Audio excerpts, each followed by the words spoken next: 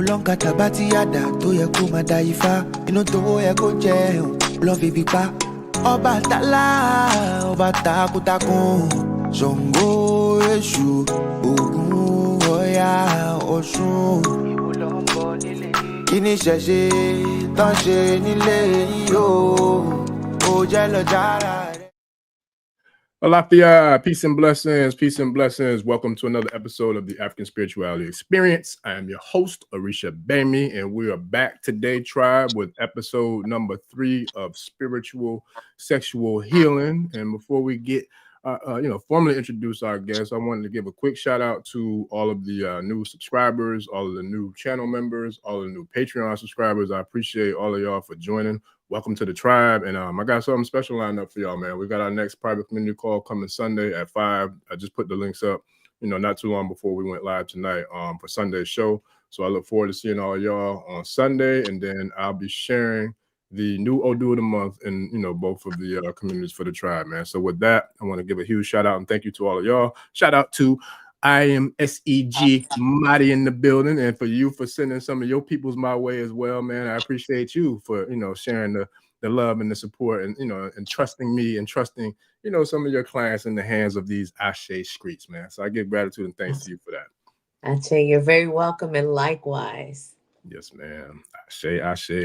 So last show was dope, man. I got a chance to kind of watch the replay. I think last night or the night, whatever night it went out, I got a chance to check it out, man. That was dope. It really felt cool to be on the other side of the the other side of the studio, man. So to answer the questions, and I gotta also share the one with Wunam had me on. Shout out to Wunam, had me on her show as well. I got to share that with the tribe, but it's definitely cool to be on the other side of the mic sometimes, man. So I give thanks and gratitude to you for that as well. You're very welcome. It was an honor and a pleasure. Ashe.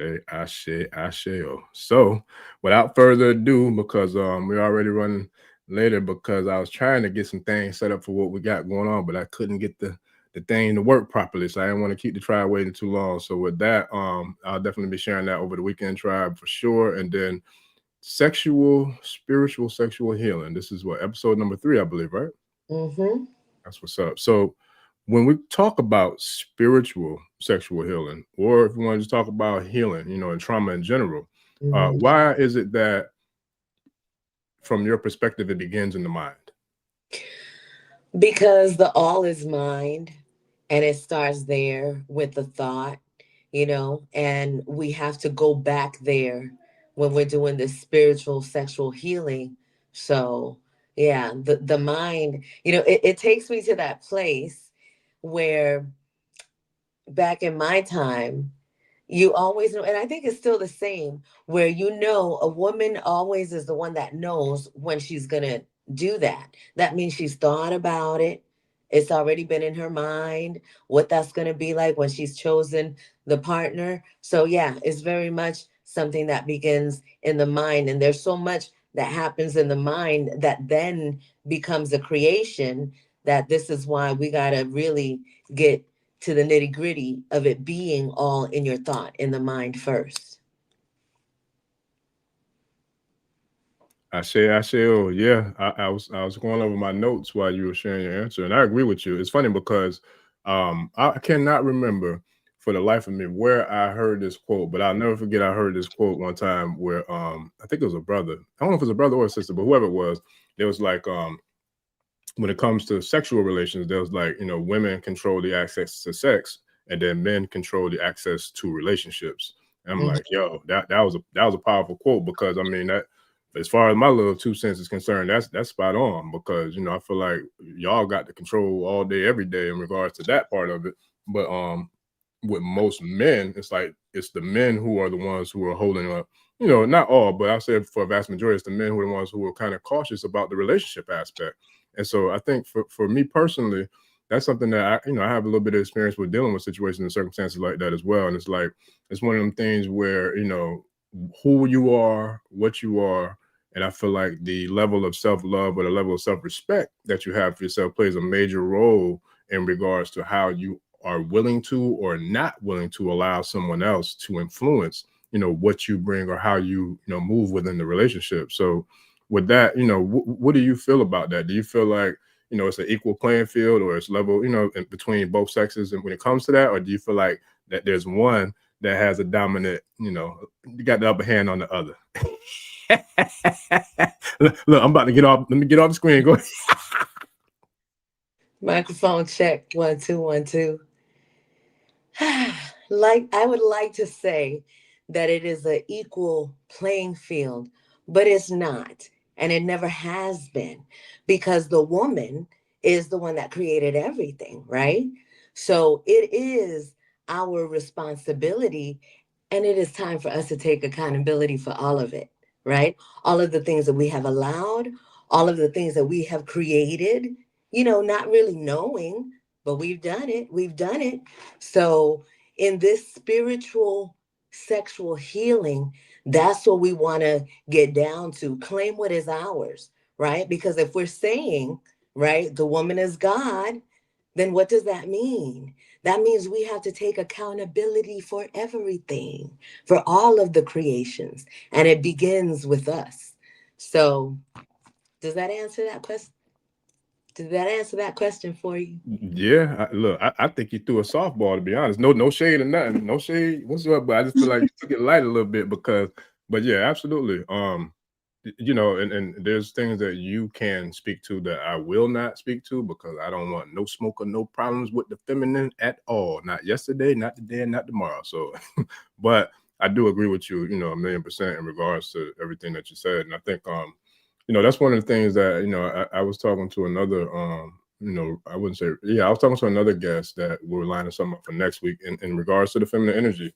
And I'm looking forward to that one too, because actually we got a couple of more shows next week coming with feminine energy. But it's like the dynamics of the show topics are powerful. And it's like, it really, you know, we're getting to topics and we're getting to subjects that are very rarely talked about, you know, and especially from a dialogue with the feminine, the divine feminine, holding the rest of the divine feminine to accountability, to being accountable, you know. And there's a couple of dope posts that I've seen recently on social media this week that I had to like download, because they were very powerful messages. And I feel like the sisters were genuinely speaking their truth, based upon maybe life experiences and maybe experiences of, I would assume, loved ones who, you know, are men, you know, whether they're sons or brothers or uncles or fathers, what have you. But I love the fact that they did speak out against certain levels of activity or certain levels of behavior, you know, that women contribute to this thing that we call a relationship. Because I'm the same way when it comes to men, you know what I mean? Like, I'm always ride for us. I'm always salute the brothers and, you know, give credit where credit is due.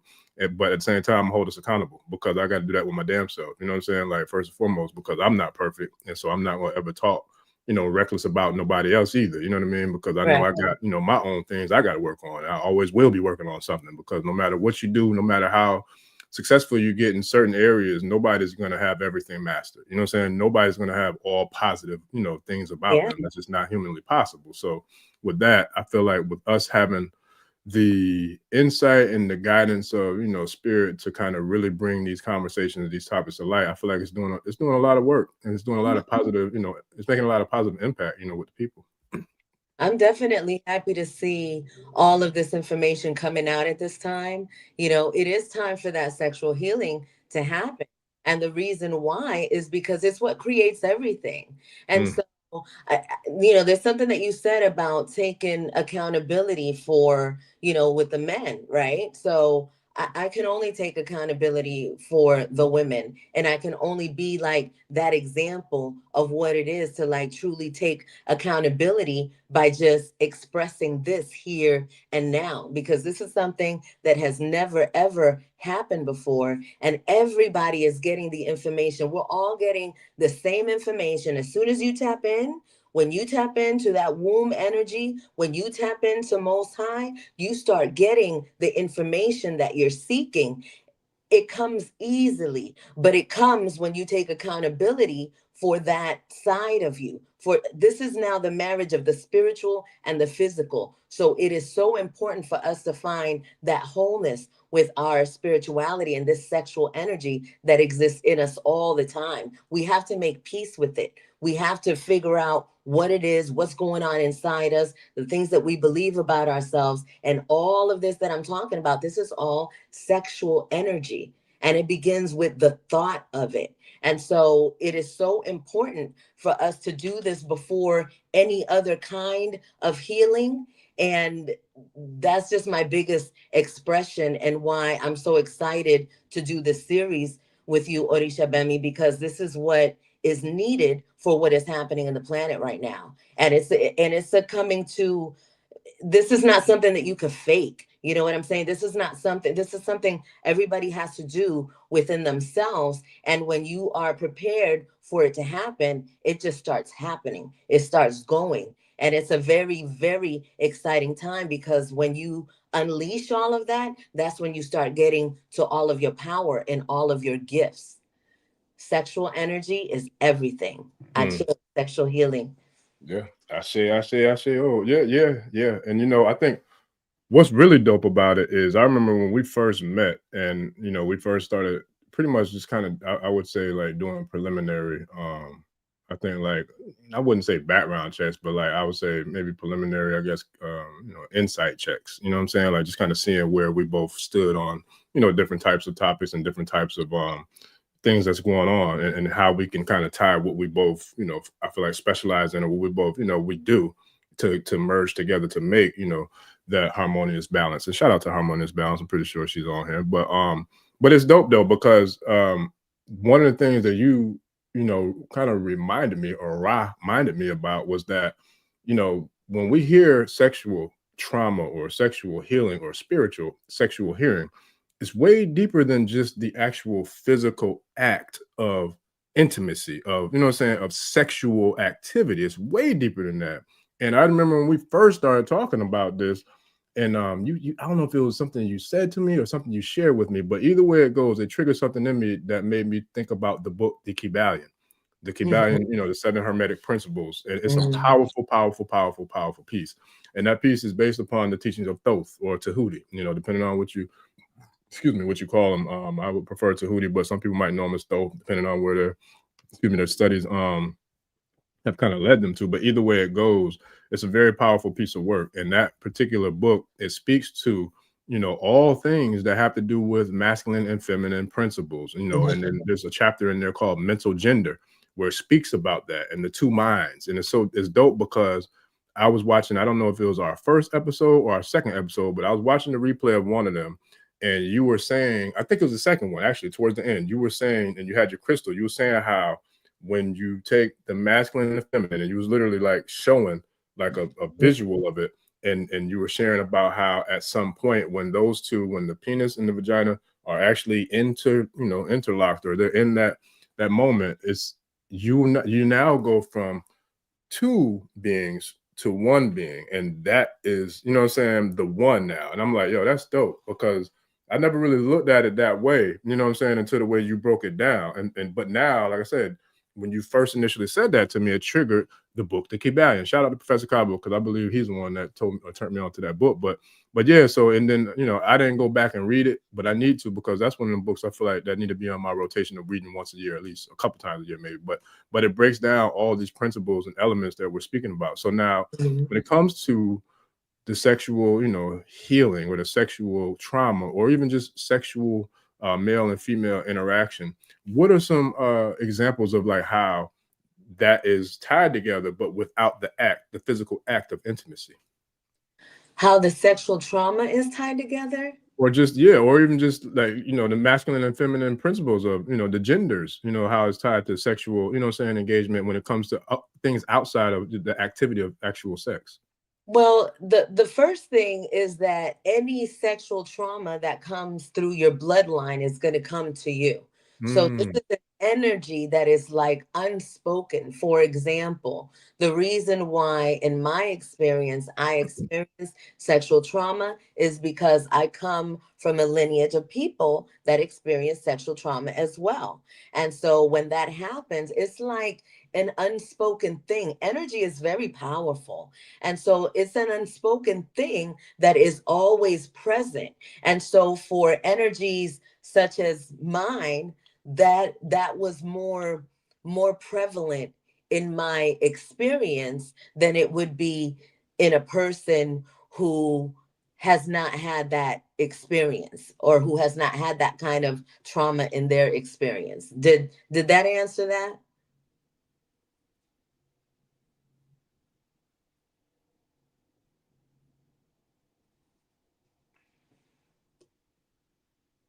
I'm hoping that answered. It did. Yeah, my bad. I'm multi-screening. I got multiple screens up, so I was trying to get back to you because I'm trying to get my notes pulled up from the Kybalion, because like I said, it's a very powerful book, and there's a lot of key points in there that I would like to excuse me, add to the conversation. But yes, it does. And you know, you kind of brought me down another path, because not only did it answer that question, but it also triggered something else. So now when you talk about how things are passed down through the lineage and through the bloodline, through, you know, genetics. Mm-hmm. So the trauma, right? Some people are, okay, slavery was real. Some people says it wasn't, you know, whatever the case may be. Even if let's just say hypothetically, let's say it was not real. Let's say there was not ships that transported melanated people, Africans, from the continent to the Americas. Let's just say that did not happen, right? There's still multiple layers and levels of slavery that took place on this continent, whether every bloodline that's on this continent now are indigenous to this landmass. There still was major slavery going on here on this continent. So let's just throw that to the side for now, just for the sake of, you know, keeping the bullshit to the low. But at the end of the day, even if we look at current day, without no cotton fields, no none of that, there still is multiple forms of slavery happening right now as we speak. And it ain't even just against all melanated people. People of European descent and all colors is still dealing with forms of this thing. So when it comes to that, how does that play out? And does that same trauma travel with us, just like the sexual trauma? Definitely, it traveled just like the sexual trauma. But I want to go back a little bit, because you said even if it didn't happen, here's the thing about the mind, right? The all is mind. So if you pictured that shit in your mind and you believed it with all your heart, then it happened. It really did happen, because infinite intelligence does not recognize the difference between a lie or the truth in terms of, did that really happen? Is going by the vibrational frequency of the receiver of that. This is the very reason why the powers that were are able to take advantage of everyone, because they're able to tap into that energy and create these illusions and make people believe them, because people are not strong in their root, in their sacral, in their beliefs about themselves, right? So we're open, or they are open. I'm not going to say we, people, energies are open, right, to receiving whatever program is being delivered by the television. And so now you have this idea of what things are based on what you're being told. So now, you know, a great example, how many people don't believe in the white Jesus? Like, white Jesus has been around forever. And there's some people that will kick your ass.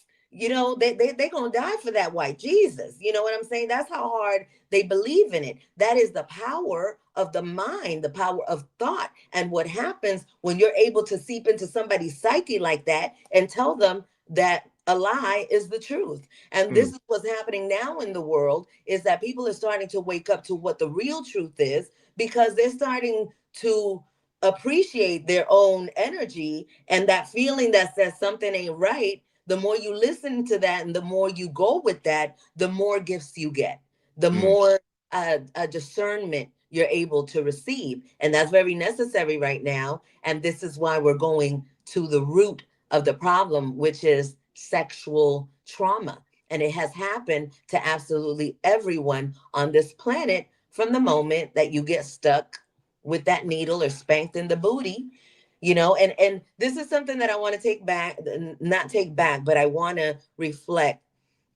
And I want women to recognize that when I call us out in taking accountability, it comes from a place of pure love and from the pure experience that I've had with sexual trauma that has come into my life from women, right?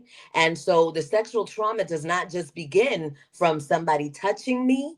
It begins from the neglect from my own mother, right? And this is not to blame my mom, right? I love my mother always and forever, no matter what she's done or what she's been through. That is her experience, and I honor her for it, because I couldn't be where I am today if it wasn't for all of the experiences that I've had in all my lifetimes. So when I speak about these things, when I speak about my family, I am sharing it in the vein of healing. It is all love always, but we have to look at everything for what it is and recognize why the things happen. My mom was not able to give me that kind of attention that a so-called mom would give a so-called child. Like, I'm not the first one or the only one that has this experience. So y'all know what I'm talking about. But it comes from a place of trauma. And once you recognize the why, it makes it a lot easier to let things go and to forgive yourself for hating your mom, for not being the best mom. You know what I'm saying? Because forgiveness is key in all of this healing as well. But when you're not able to get that, right, now it creates another vibrational frequency that starts sending more signals to other energies that are going to match that vibrational frequency. And if you're not aware of how to get up from that, you're going to keep going in the vein of that world. And it's been taboo forever until now. So I just want to say, Ache, to my ancestors, known and unknown.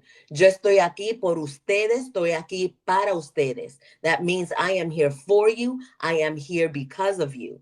So to my ancestors that passed, that have had that abuse, we recognize that it's because you too have had the trauma. So when we're talking about this spiritual sexual healing, no judgment. There is no judgment, because we are all here because this is what we designed to be here for, this clearing, for this healing. So Ache to my ancestors, to spirit, to Most High, for allowing for this transmission to come through, and peace and love. Peace and love. Ache. Yes, sir. Yeah, no, that's dope. And you know, it's like, it's so profound how powerful, you know, the ancestors are in the ancients, man. Because when it comes to, you know, as you were sharing that, I was looking over my notes and looking over, you know, some of the notes from the book, The Kybalion, but there's other things that tie into this too. But as you were sharing that, it's so profound how the universe, everything is connected. Everything is connected, right? I mean, everything is interconnected, no matter how we look at it, from a universal construct, from to the planetary construct, or to the physical, you know what I'm saying, us being this construct, right? So when you look at, let's just use the Kybalion for an example, the as above, so below, right? As within, so without. Those are two dualities, two sets of dualities that bring together, you know, the poles of polarity, whether it's the masculine and the feminine, or if it's light or dark, because they both still are tied to the poles of polarity. So I'll just use E5 for an example. When it comes to the Odu, or the Babalawo who marks the Odu on the Opan, E5, right? You have the binary code of ones and zeros. You know what I'm saying? The one is representing the masculine energy, the zero is representing the feminine energy. Either way it goes, you have to have those two in order to have this binary code, right? So when we're talking about this thing called mental gender, and we're talking about masculine and feminine principles, how many people, I'm curious to know, have thought about the difference between I and me? I and me, because they're two different things now. So what is I and what is me, right? Because one of them has the capabilities of being on the feminine aspect of the polar polarity. The other has the disposition of the masculine pole of the polarities, right? So when we think about that, women are naturally receivers, right? Women are naturally known for receiving, and men, we're naturally known for, you know, projecting. So it's like, I'll never forget, I had a session like a year ago, and the healer was telling me about how, you know, if you think about it, when it comes to energy, women are naturally set up to receive energy because you're a womb man, right? So you receive the seed of the man to create the life in the womb, right? So just like we're used to projecting, you know what I'm saying? Because if you metaphorically speaking about the penis is shooting or projecting, or, you know what I'm saying, pushing out, you know, when it comes to this thing called, you know, nature, or this thing called masculine and feminine. So what is the significance for those who are able to like tap into both sides? Because I've heard, you know, from a lot of different studies, a lot of different research about people who have the ability to utilize both sides of the brain's hemisphere, like, or have the ability to be like ambidextrous, because you're able to kind of work the left, you know what I'm saying, and the right hemisphere of the mind. So what is the significance of people who are able to tap into both the masculine and feminine energy?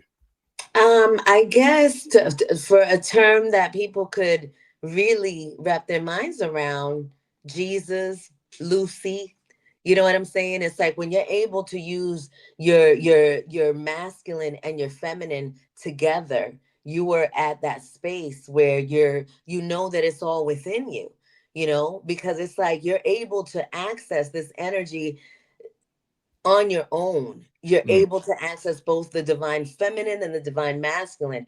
And we've watered things down so much in this society that a lot of people think, oh, well, I have to have a man or I have to have a woman. And we definitely recognize that, you know, holy matrimony, the union between man and woman, that is divine. And that's definitely a way to get to power. However, if you're able to do it on your own, and you are, then that's wholeness. That's like you know what it is. You're able to you don't need, you know that you don't need anything. And it's not about um an ego thing, right? It's about a completion of really recognizing that you came into this planet whole. And so now you can have this experience. Now you don't have the expectation of, oh, I'm going to get this lover and this lover is going to make me happy, or this lover is going to, you know, satisfy me, or I'm going to get this car over here and this car is going to make me feel real good, or, you know, this house, or you understand what I'm saying? It's like when you're able to work with those, with both those divine energies within yourself, you start to see things that you're never able to see otherwise. You know, it's like you start to recognize that this life experience is about truly living it and living the experience, not things and how many holes you can penetrate or how many things you could receive inside you or how many things, you know, nothing material. It goes way beyond that. And mm. unity within yourself allows you to get there. And see, here's the beautiful part about that. Once you get there, you can have anything and anyone you desire, you choose. But see, the mindset doesn't become a thing of, oh, I see that person, I want them, and I'm going to make sure that I have them. Because look, y'all, you're doing that already anyway. You are doing every time that you have a person in your mind and you know, you really want that person, but you can't have them. I'm gonna go deep with wait, microphone check. One, two. Uh-oh. Okay. Cause okay, so I'm gonna give you this example here, right? So you with somebody and you don't really want to be with that person. You want to be with Jack over there, right? You really, really like Jack, but you can't really have Jack right now for whatever the reason. So what you're gonna do, you're gonna get with John and you're gonna be doing it to John, but you're thinking about Jack. You thinking about Jack while you here with John. So now y'all are having a threesome, right? Because the energy that's happening with John is still affecting Jack over here. And he may not know it, but there's certain things that happens in the ethers, right? With certain energy. And depending on how powerful you are, well, it's happening all the time, no matter what. Your consciousness of it is what changes it, right? Because right now, everybody is creating from their sacral, from their sexual energy, whether you believe it, know it, acknowledge it, or not. Everything that is in your life is because of this energy that is within you. So, whoever you're doing it with, that's who you're manifesting with. If you're doing it with yourself, you're doing it with yourself, but check it out. Whatever it is that you think about while you're doing this motion with yourself, and this goes to both the men and the women, you're bringing that into reality, right? And sometimes in a very distorted way, like when you thinking about Jack and Jack don't want to be with you, but you bringing him into your situation here with John, right? Now that's going to create a whole bunch of other stuff that's just distorted. And see, if Jack is weak and Jack is not grounded, Jack is going to be affected. Jack might not even want his woman no more because of all of the things that you've been doing in this very powerful act with another being, with your thoughts and your mind somewhere else. Did y'all get that? Did y'all get that? Oh, I got it. Oh yeah, I got it real good. That was powerful. Yeah, I got that. That's real, man. That's deep because I know I'm very confident that a lot of people can relate to that, and have done that, and it's amazing because I don't know how many people actually consider what they were doing and the effects of what they were doing in the moment of doing it. I think that's where I know that's where these conversations come in and they make a much deeper level of impact, and I go back to I go back to the very first call, when you came in on the private community and Patreon, man. Like there was people who, I mean, the tribe was speechless. And I can't remember how many people we had, but I want to say it was between 12 and 15, 16, something like that. I don't know. But either way it goes, we were speechless. I spoke because there was things I just wanted to ask because I felt like Spirit was kind of leading me to ask just for the sake of feeling the vibe of the room. But at the same time, you share so much raw, uncut, real, like wisdom and understanding, overstanding, understanding, and then understanding, right? That you really had the room kind of somber, not in a negative way, but more so because people, I feel like it's almost like getting hit in the stomach. Anybody who played football or boxed or got in a fight or whatever, if you get hit and go, you know what I'm saying? It'll take everything out of you. I feel like that's what you did, but everybody knew it was therapeutic. It was something that needed to happen because I felt like you created a space that everybody knew I am not alone. I am not the only person who has been through this. I am not the only person who lives with this. I am not the only person who has to psychologically battle these demons of, you know what I'm saying, things that took place in the past. And I feel like it goes hand in hand because the consensus on this channel for the people who are here for the right reasons is the same thing. It's like, okay, I found my tribe, or I found, you know what I'm saying, I found, my family. Like, I knew I wasn't the only one. You know what I'm saying? Like, I knew there was other people out here like this.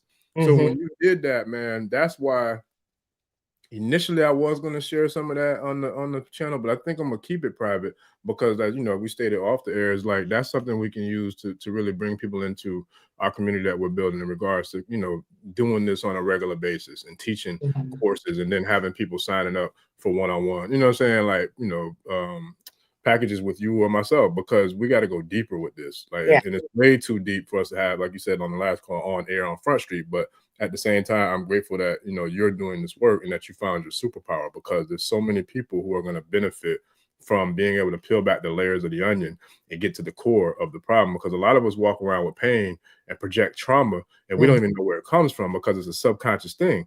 And me and my pops was just talking about this today. I forgot what he said he was watching. I want to say he was watching like a behind the scenes interview or something of the series Columbo. And he was saying how the producer or director, whoever it was saying like, they would put like a split-second image of a burger in the show or in the video, and it'll just go by like a flash. But he was like, that's a way to trigger people to make them hungry. And I said, yep, I know exactly what that is. It's called subliminal seduction. Like what they're doing is they're planting seeds within our subconscious that is going to resonate to the conscious mind, but it flew right past the subconscious mind. Or I should say it flew right past the eyes that's connected to the conscious mind and went straight to the subconscious mind. Yeah. And that's deep, because when we were having our strategy calls and we were talking up here, I'm like, yo, that's really powerful, because we all deal with subliminal seduction. If you're on any media platform whatsoever, I don't care if you watch TV, movies, listen to radio, listen to music, on YouTube, Instagram, Facebook, TikTok, whatever you call it, we are all being subliminally subliminal seduction. We're being victims of subliminal seduction because our subconscious is being programmed, even if we're aware enough to like protect our conscious minds. For some of us who have done, some of the shadow work, or who rock with protection crystals and all these things, if we put ourselves in front of any black mirror, we're still being exposed to that same subliminal seduction of the subconscious mind. So can you speak to how, important it is for us to be intentional with how we can kind of, at this point, eradicate that, or at least, work on doing better with, not allowing or putting ourselves in situations where we're being manipulated subconsciously?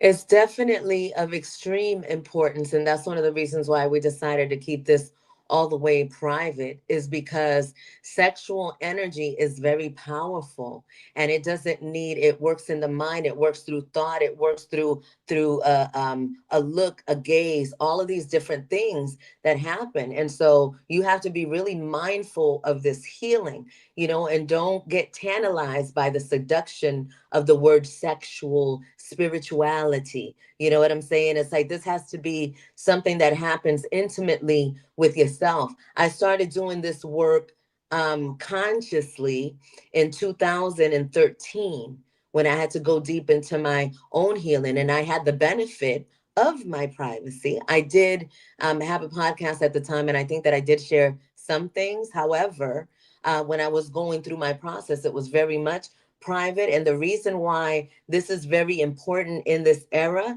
is because this technology is no joke. This is why you see these devices that I have around. Every time I'm going to be in front of a camera, you're going to see me with these around, because energy travels at the speed of light. So when you are projecting yourself and you are talking about your healing and the things that you're going through, blasey, blasey, skippy, all of that, you're opening things up, right? And so you're allowing for people to come through and send their energy, send their word spells, whatever it is. When we're talking about sexual energy, you must take it seriously, because it is that serious. Um, there's something that you said, Orisha Bemi, about it happens in that subliminal, in the subliminal way. And it happens in such a subliminal way that we just make it okay. Right now, it's not so subliminal. But as I started kind of looking back at my past, at my childhood, I realized that I had a porn addiction. I had a porn addiction. I was very, when this trauma happens, when you're a young child at 5 years old, then that's going to open up so many things, that everything is now, all of the doors are open. And so that is an energy that's so powerful and so strong that the only thing that keeps it tamed is the adults and the people around that are reminding you that you don't say it, you don't talk about it, you keep it to yourself, you shh. That's universal, right? And so in that world, there's a whole lot of other stuff going on, because it's happening in the mind and then it's playing out in our lives, and we're like, oh, I wonder how that happened. Well, that's because we've been thinking about it for so long that it seeps into our subconscious thought, and our subconscious thought is what communicates with infinite intelligence and gives us exactly what it is that we are asking for, what is in our subconscious thought. And so this is how these things start to seep through. And this is why it is so important that when it comes to this energy, that you guard yourself, that you use your mouth, your word power, and you make sure that whenever you open up your computer screen or you're entering into a building, you're in around other people, that you're saying a prayer for yourself. You're asking your ancestors to shield you from any negative energy. Don't allow any of it to penetrate. You know what I'm saying? And use your own words in your own way to speak to your superpowers, so that they could, because they're with you all the time anyway, but you got to use your words to command these things and know that it is happening, because that's what it is. The world is really jacked up with sexual trauma. Yeah, that's facts. That's real. UNITY. I don't know. UNITY. I heard that earlier. That unity. So shout out to Queen Latifah. Shout out to, look, boy, the voices be voicing, man. Look. So this is something that I don't know who it was. I gotta start like writing down and taking notes of the people who leave comments. And shout out to everybody who left comments on the channel this week, man. We had a lot of dope, really dope, informative comments and feedback from the tribe, man. So I appreciate that, y'all. Keep them coming, because I definitely appreciate, watching them, reading them, and responding to them and all that good stuff. But somebody had responded back to I think it was the episode me and Stone that I put up with me and Stone this week, and they were saying about people calling you crazy and like not caring about it. So whoever that was that left that comment, if you're watching, I appreciate the comment, because I don't care. I've been called crazy a lot, a lot in my life, but only people that really know me, I feel like they would know why, why I've been called that. But I like it. I think it's funny. It's funny to me. I love it, actually, because I don't want to be sane. I don't want to be normal. If you live on this planet and there's anything that you consider to be normal, I don't want anything to do with any of that. So Yeah, if I'm crazy, yes, please call me crazy. Weird, yes. All of that. Yes. Shout out to all of the weirdos out there. Yes. Yes. Maybe I'm crazy. Hey. Yes, sir. Hey, CeeLo, shout out to CeeLo. Yes, sir. But I tell you what, and since you took it to the goodie, so since you took it to the goodie mob, I'm gonna go back to the very first one. 1 million ninjas inside. You can't break me, even if you try. 1 million ninjas inside. Because that's where my mind is at. Like, my boy's got probably about 1 million ninjas up in that thing, man. There's a lot going on. I mean, a lot going on in there. So it's like, I do hear voices. And you know, it's funny because that's a real thing. And it's like, but you got to know which ones to listen to and which ones not to, because, you know, certain ones, they might not be actually part of your spirit crew. You feel me? Because people can send things, and we call them monitoring spirits. You know what I mean? So this is where it's real, because the voices are real, the communication is real, all that's real. But the other thing that's real is infiltration is real. You know what I'm saying? Assassination is real. Like, there's a lot of other dark energies or entities or forces that know of the people who have these gifts or these abilities, and they try to infiltrate, and they'll try to come in, you know, and slide you some, for lack of better words, some fuck shit. So it's like, you got to be very conscientious of who and what you are, and to really work with your Ori and work with your inner self, and work with, you know what I'm saying, like healing thyself, knowing thyself, and feeling thyself. And I feel like when we do that, then we're able to set up that barrier and that boundary of what voices we can, you know, deal with and interact with and engage with, versus the ones that we must, you know, remove and kick out, you know, and kind of like evict, you know what I mean? So it's like, how does one tell the difference? Because I know you were someone who is a contactee. You receive visitations from deities, and, you know what I'm saying, dreams and visions and all these different things that come with, you know, the womb man, right? So how can we utilize this information that we're dealing with now to kind of help, our people to be able to differentiate what voice is a voice that is one of divinity versus one that could be one that's coming in with negative activity? The first thing that I would do is learn your chakra system. You have to learn your energetic body. The next thing that I would do is have just a crystal quartz. This crystal quartz is going to help you to receive energy. It's going to help you to clear energy. There's information in a quartz about you that you can access. So use a quartz, learn your energetic system, your chakra system, because the more sensitive you are about yourself, the more you know about yourself, the more sensitive you become, the more discernment you have, and then you're able to see who it is that's speaking to you.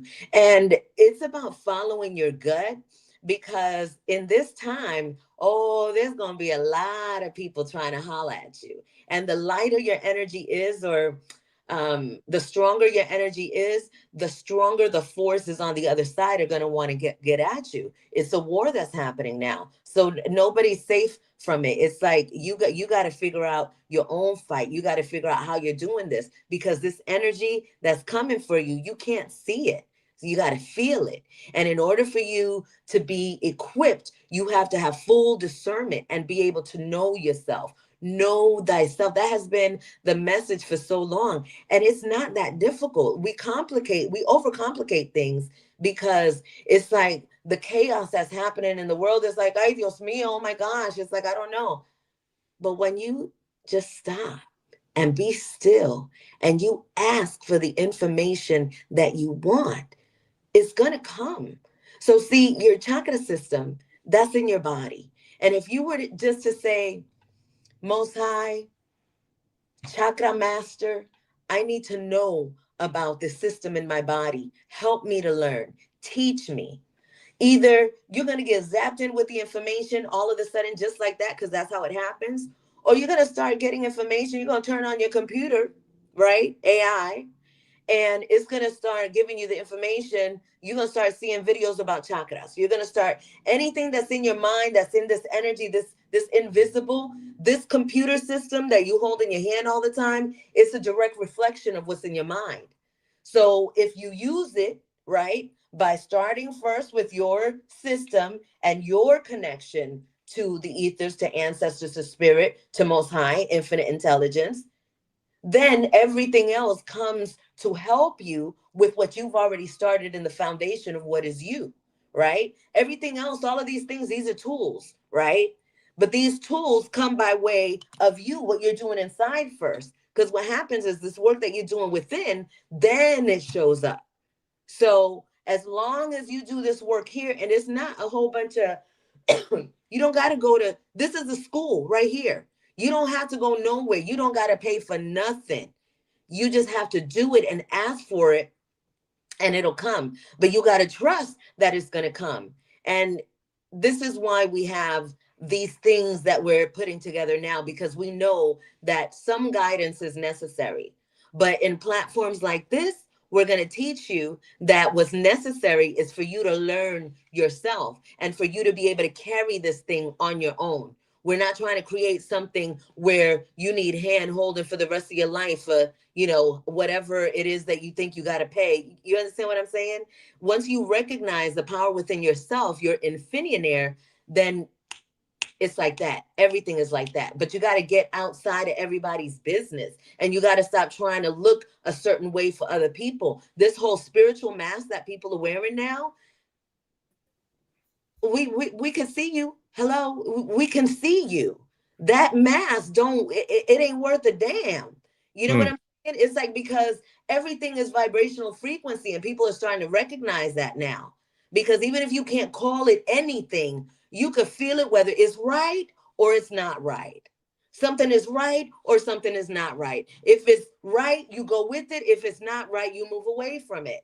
Like, we don't have to overcomplicate things. The more we trust ourselves, the easier life becomes. And sexual, spiritual healing is absolutely 100% necessary, and we cannot go without it. You got to stop here first. You got to do this first. There's so many people that want to be rich, and they're trying to put all of these ideas together. They're like, oh yeah, and I got these plans, and I want to do this, and it's not going to work. It's not going to work if you're not right within. It's not going to work. It's not going to work if you don't have your divine masculine and feminine in balance, because this is the time to do that. So stop looking for that man or that woman, because I guarantee you 100% your relationship is going to go to shit if you ain't shit. You understand? So nobody can fix you. Message. No money. You got to do it yourself. And then when you get to that point, and look, because this is so important. I want people to understand and to recognize, to comprehend that this self-healing for your partner is what matters. It's the only thing that matters, even if that partner becomes you for your whole life, right? Because if you want it, it'll happen. But it can't happen if you don't have you right. Nothing could happen if you don't have you right. I yield. Okay, well, I got about 3 downloads from Spirit with the music. So first of all, you said it's like that now, and you right. And shout out to Cass, my boy 3-Star. It's like that now. You gotta go get the hump about your back now. Hey, it's about 4, 5 cats off in the lag now. Hey. It's like that now. But wait, I got to shout out to the queen. How you gonna win when you ain't right within? How you gonna win when you ain't right within? Shout out to the foodies and Queen Laura Hill, boy, because that's real. How you gonna win when you ain't right within? Being lighthearted, you know, the song was dope, and I know that's what Lauren was talking about when she dropped that verse. But I'm gonna tell you something, man. Like, shout out to Les Brown again, because I remember shouting him out last week on the call we had. But I remember another verse that I heard from him, and he was like, if there's no enemy within, no enemy outside can do no harm. If there's no enemy within, there's no enemy outside that can do you no harm. And so, like, with that, like I said, I hear certain things that resonate and reverberate on a different level, because I feel like I hear the voice of God. Because when there's certain, like, when you're hearing another human being, God is speaking to you through that other human being. That don't necessarily mean that the creator has to come, like the creator comes and manifests within your presence, because we couldn't comprehend that even if the creator did, because the creator already did, because everything that is of the creation of the creator. But let's not go there. But what I'm saying is that, for real, I heard God when I heard the brother say that, because I knew God was talking to me in that moment. And I'm like, yo, he just was using him as the medium, right? So it's like, you do the same thing. I give gratitude and thanks. I feel like I do my best to just be a tool to do the same thing as well. But we all have the ability to tap into, not only hear the voice of God, but obviously be the voice of God, right? And I feel like Lauren did that when she said, how you gonna win? You know what I'm saying? Right. Like okay, so how do we expel, or how do we block, or how do we delete the enemy within? Especially when we got things like, especially somebody like you who's a specialist with tools and things like this right here. So how do we do that in regards to like deleting that enemy within? Well, first of all, microphone check. You can't delete the enemy. This enemy that we call the enemy is within as well. So you have Satan and the angels, that's all within. And so when you're able to sit down with your devil and get to know your devil, then that's when you have your freedom, because now you're not going to be confined by this energy. In 2013, it's like I started doing this thing where everything I would take I recognized that I was taking myself to hell. Like every time that I would get stressed out, or I would let a life situation weigh me down, and I would get in that energy of funk, that's taking yourself to hell. And then when you're in hell, what's happening in hell? Who do you think you are? Oh, you look at where you are again. Look what's happening in your life. Oh, you think you're going to get out of this one? So those are all of the things that were happening in my hell. Everybody's hell is a little bit different, but my hell was always very much about me questioning myself. My devil wanted to make me doubt who I am, and that's what the devil, ego, you can call it what you want, but it is a part of us that has to be balanced within us. Because if you didn't have that devil, you wouldn't know. How would you even know how good the angel was if you didn't have that opposite to compare it to? You have to have both. It is so important. There's so many people that they want to get into that place because they think that heaven is someplace outside of here, right? And so they're always trying to be high. And I remember when I first got the message, it was raise the vibration of the planet, raise the vibration of the planet.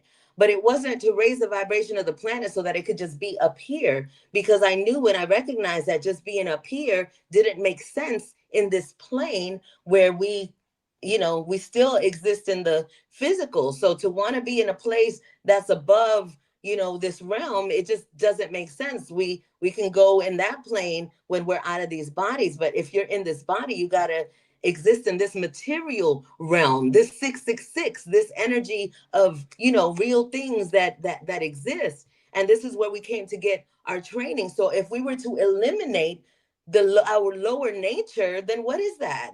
What is that? That's not a human experience. It's not. It's and people try to cheat. You cheat by staying high all the time. You cheat by getting on medications and different things that are going to numb you from having this experience and these emotions, these feelings that tell you which way to go and how to navigate in this space. That's going to tell you if you're talking to the devil or if you're talking to the angel. The only way to do it is to do it through yourself. And you can't just like the people that want to just be low, that want to be as mean and as the devil. Ugh. I mean, you can go there, but even those energies still have that light within that they can spark it up whenever they want to. It's a choice. And that's the magical part of being in this space, that we're given the choice. The jacked up part about it is that we was bamboozled and they made us forget who we were. And so the choice was essentially taken away, but not anymore, right? And it is just that quick. It's all you got to do is make the choice to do this work on yourself, to know yourself and give yourself that time. Like, make the commitment to do this work on yourself, that it's not going to stop. This work never stops. It never ends. Even in your next lifetime, it won't end. It never stops. Well, Spirit came with some more music, so I'm going to go ahead and give it.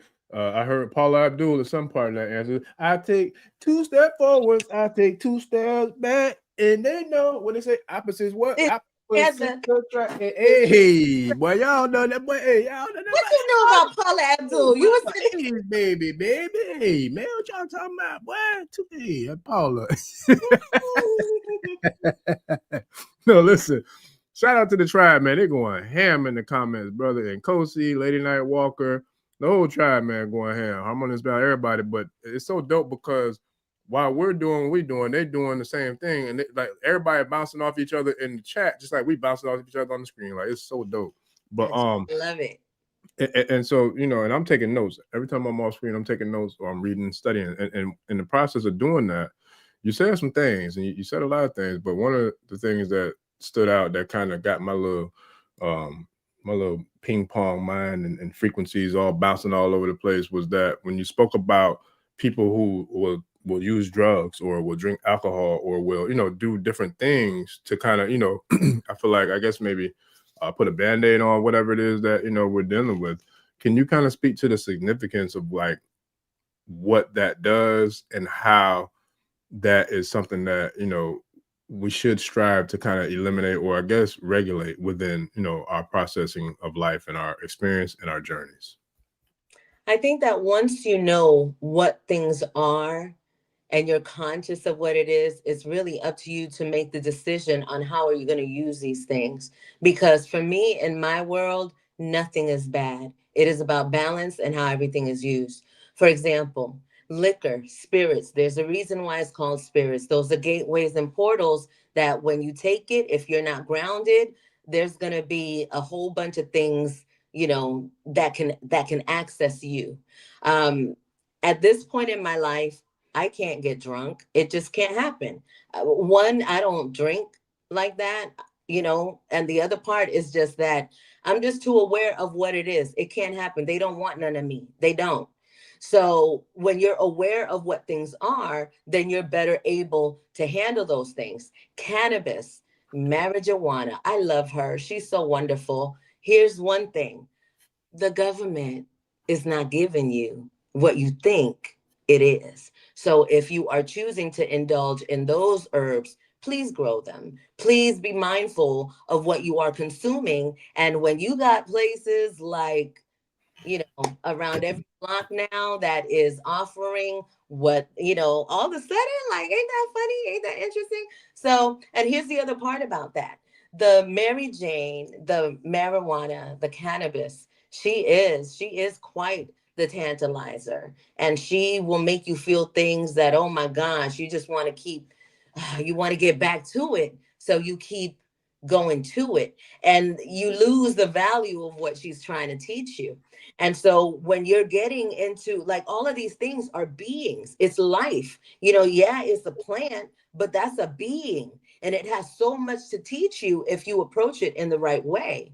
And so there's ways to communicate with these herbs. And when you go to number one and you work on yourself and you recognize who you are, this is where your discernment comes in. And this is where it makes it a lot easier to deal with these things. As an adult, I never used cannabis when I was younger. I started using it when I was older. And it was for a lot of reasons. I didn't want to be in the medication that they had. You know, I have a son that has autism. I didn't want him to have any medication. So I'd rather the cannabis. And that was something that, if I'm going to give him something, I better know what I'm giving him. Right. So I went through my whole journey of that, but I also I had a relationship with it, right? Where I would get what I needed and I would put it away when needed as well. You know what I'm saying? So once you build, you build these communications with these herbs and these different things, you'll know how to use them, just like liquor. And, you know, there's always a time and a place and there's a reason.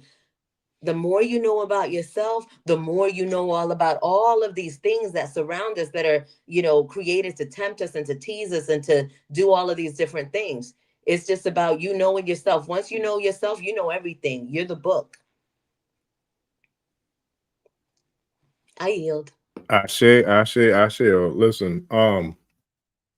that I feel like, excuse me, shout out to Spirit and feel like, you know, Spirit. Well, not that it ain't you, but I definitely know that you be channeling because I saw, and somebody said in the comments too, she be channeling her behind all because I saw, I was watching the replay from the last one we did. I'm like, yeah, she was all the way gone. Like I could see like, and I think if I'm not mistaken, it was when you introduced. And shout out to your grandma, I think it was, because I was like, yo, I didn't catch that. There's a lot of stuff I don't catch on the call because I'm trying to engage and make sure that I'm attentive and trying to make the you know, the best out of the experience for both of us, and then of course the audience. So it's like I'm not able to pick up on really a lot of the things that's happening because it's happening in real time and so fast. But I remember like watching the replay. I'm like, yo, like she tapped in right there. And I remember like it was at one point where you introduced your grandma, and like what we do in Yoruba or Ifa tradition is like we say Iba Tanu, which is kind of like paying homage and lifting up, you know, the ancestors, those who transition, who are in the land of the Egungun. So you was already like vibing on a certain frequency, but then I remember you you paused and then you pretty much Iba Tanu, like you gave a shout out to your grandma and you called her name. I'm like, oh shit, like she went in. Like I felt like, and I'm not trying to paraphrase or even trying to like tap into something that might be sacred territory, and so forgive me because that's not my intentions, but I feel like when I watched it back from hindsight, knowing that that's something that happens with myself, I felt like at that moment she probably was already there the whole time, or at least the majority of the time, but I felt like personally at that moment I felt like she was there, like right there, and you were like, hold up, okay, let me pause, let me open the door and let the real G's, not the real, but let the G's in, and boom, and then went right back to him. Like, oh shit, she just like brought the Eagle right in and sat him down and just went to work. And it was dope because I didn't pick that up on the call, but it reminded me of the first interview we did on the channel when I asked you about the Killmonger thing with taking, you know, what the trauma was and transmuting that into a superpower. Yes. For those listening and the people in the back, is that what happened? Like, is that what you be doing? Like, you be bringing the ancestors in and just like that how you do it? Now, how I do it, I can't even.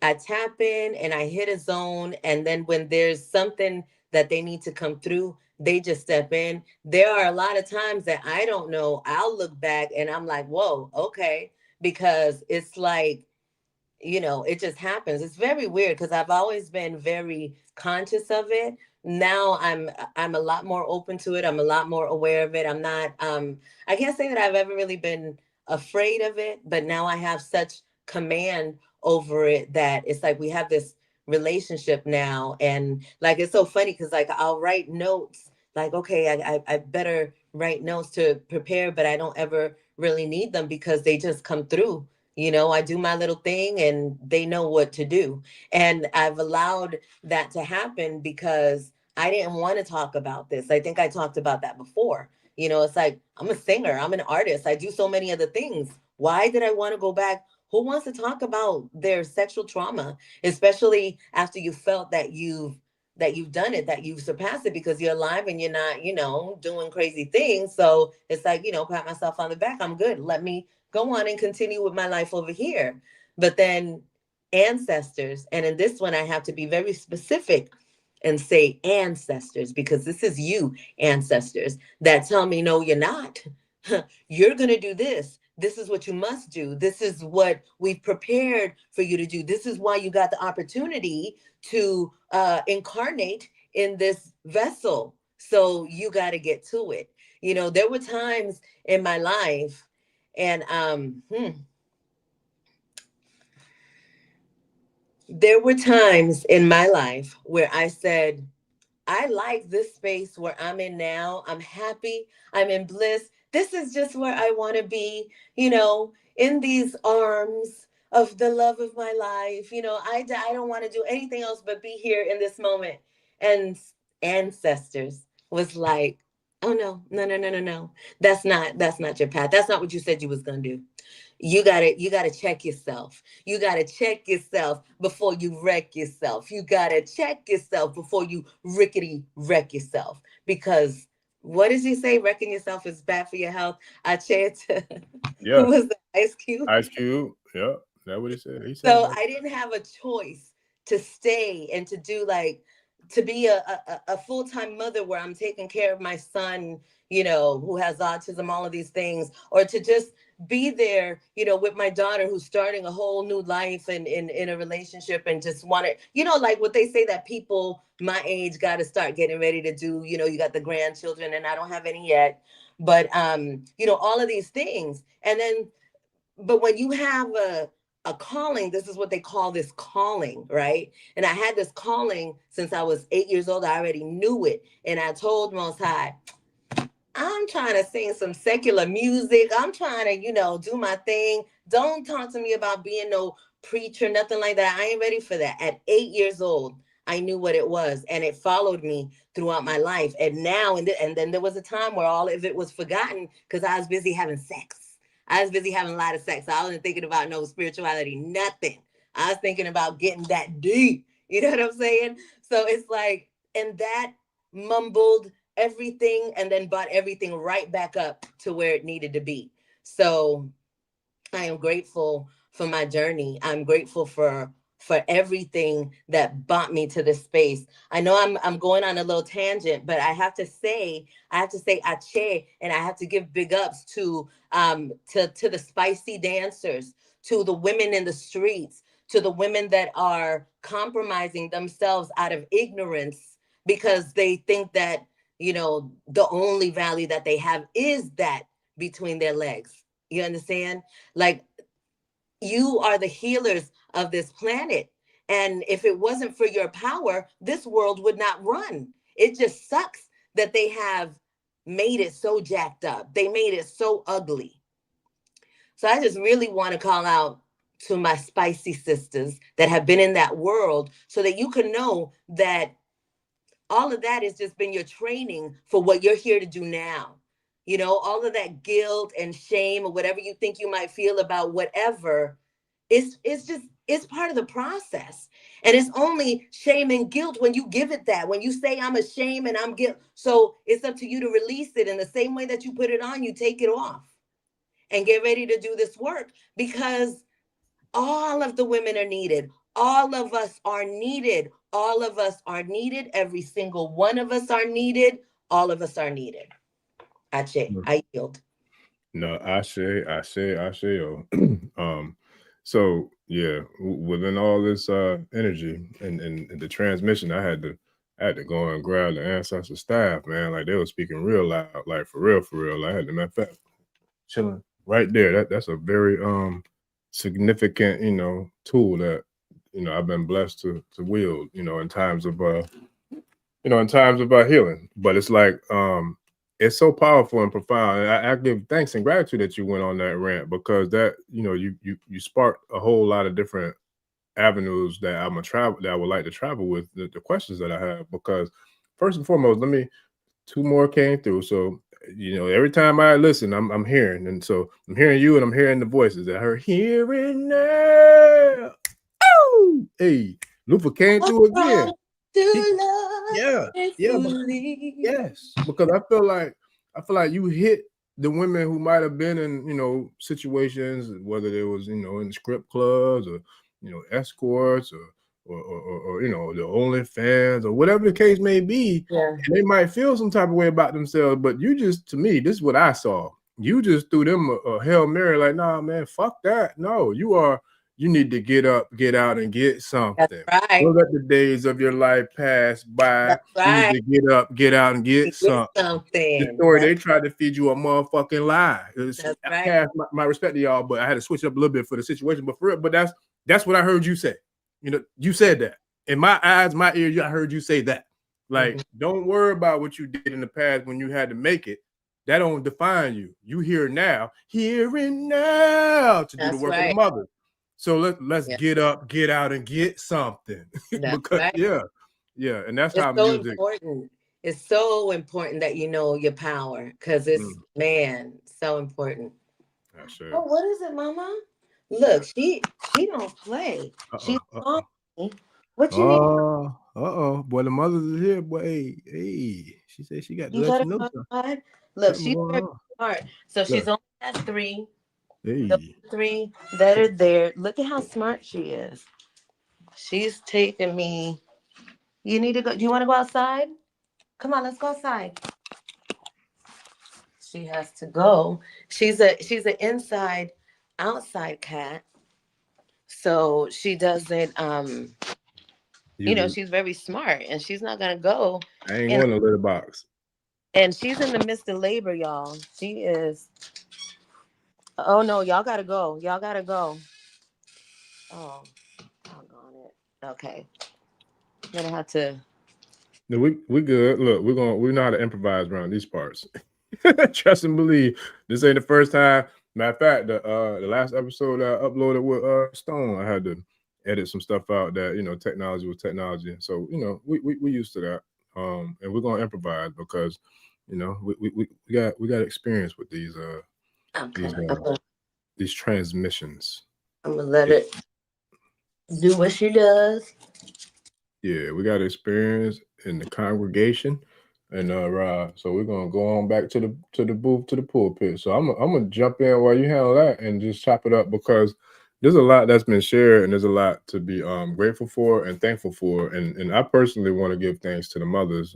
Shout out to, I don't even want to mess it up, but the link that you sent me for the sister with the video that I watched a few days ago, which was extremely powerful. Lord burn. Yeah, shout out to Floorburn. I Yeah. don't know her, never heard of or saw her before you sent me that link. But boy, when I watched that video, I'm like, yo, I don't know who this goddess is, but yeah, I would like to learn from her. I would like to talk to her. So if anybody out there has connections or access or ties to Floorburn, look, tell her we would love to have her, you know, in these Ashe streets, because she dropped some serious jewels on that link to that video. Yeah. And it was so dope because as soon as she got in, like as soon as she like tapped in, I felt like that was the scene from the Matrix where they came into the bullshit world to fight the agents, and then they had to get back to the phone in order to call to get a pure line in order to tap back into the Nebuchadnezzar. You know what I'm saying, to get back to the mothership. So like when I heard her, I'm like, yo, I ain't heard a mothership connection like this since Dr. Blair, Ibad to New to the Master. Like for real, for real. I'm like, yo, this is like his daughter or something. That might be his starseed daughter or some shit. Because I'm like, yo, and I don't kiss nobody ass, but I keep it a buck. Like I'm gonna call it how I see it. And I'm like, yo, and mind you, this is the first time I've ever heard of this sister. Like, I mean, I'm like, yo, when she went in, I'm like, oh yeah, okay. I was like, yeah, that's it right there. That's it. Like, absolutely, yeah. yeah. Floor, we coming for you, mama. Because Yeah. I put out on Instagram and on Yeah. YouTube, and she's been around for a while, Yeah. and went away, and then I haven't. This is my first time seeing her after a while. I was away myself too, and it's just such a beautiful thing to see all of the divine, powerful women coming and just being who you are and coming with the information that you're being inspired to share, because it is so necessary. Yeah. And you know, and this is something that I personally can relate to, and really since the beginning of my live streaming career, like they was trying to hold her down. I ain't gonna mention names, but matter of fact, I'm gonna share the link in the description of this video because I love to show love and support other channels and other artists and other, you know what I'm saying, like healers, because ain't no ego around these parts. I work with whoever's willing to work with me, but I'm gonna share that because I want the tribe to hear that too. It was a very powerful transmission. Yeah. And in the beginning, you could see the frustration of how there was the agents were doing what they were trying to do to block the message, but you can't stop God. So anyway, the message got delivered, but it was a dope message, and so I give gratitude and thanks to you for sharing it with me, and then also to her for being willing to share those messages, because regardless of how people see it, some people take this lightly, some people don't, but every time we are doing what we do, we are literally putting ourselves at the we're putting ourselves in the line. We're in the front line. Let's just put it that way. Like we are the front line. So when you talk about war and you talk about Black Hawk Down, and you talk about all these different movies, when you talk about Navy SEALs and Army Rangers and all these different types of elite forces, I say it humbly, but I say it with a level of authority. Like that's who we are. We came here to do this work, and we know what we're doing, and we know what's at jeopardy because we've seen what's happened to some of our comrades. But I'll tell you this, and I know this for goddamn sure, them same comrades that happened to, all you did was remove one little aspect of their reality. And I tell you what, you said something earlier about being in this body and doing the work. I've said that many a times on this show. Please let me do what I came here to do peacefully in this little body, because boy, if you fuck around and try to put me out too fast, I'm coming for your ass. And I put that on everything, so don't play. Yeah, and the agents know who I'm talking to. I'm talking to you. And so if you feel me and you riding with me, you know it ain't got nothing to do with you. And if you didn't like that, I'm talking to you. Shout out to T.I. I'm talking to you. So back to the regularly scheduled program. It's that time. I cheer. It's that time. Yes, sir. But yeah, so I forgot where it was at because I I went on the rant while you were we were giving shout outs to the divine femme that's out there doing this work. I want to also give a shout out to Sadia and Lori from Spirited Soul magazine that are doing the work here on the ground. November 20th, if you're in the Sacramento area, I'm going to be doing an introduction to orgone technology, sexual energy. If you want to come check it out as my guest, you are more than welcome. You can send a text to 818-233-5776. Once again, that's 818-233-5776 for an invite to the event that's happening November 20th. It's top secret, so I can't tell you exactly where it's going to be now. But if you dial that number, I'll make sure and you know. Oh. So yeah, shout out to the tribe, man. I'm trying to keep up with a lot of comments. So I see that the tribe was like, yo, that's you know, they're just giving the flowers, you know, giving flowers. And I think her and Big Chief had something as well. Yeah, so it's a divine, definitely a divine alignment, man. And it's so funny because I can say it's funny, but I feel like for me personally, one of the things I give thanks for too, and gratitude is for like the creator and instilling that connection, that connectivity, and that, you know, that feeling of just knowingness of being connected. Because, you know, you asked me a question on the last one, and I can't remember the question, but I remember my answer was, you know, from birth, because I've always felt connected to the creator from the time I can remember. And I don't even remember what the time was I can remember, but whenever that time was, I remember. Do you remember the time when we, hey, I remember the time I was in love with the creator. It's been all my times I can remember. So I remember that time, regardless of what my age or whatever you want to call it is.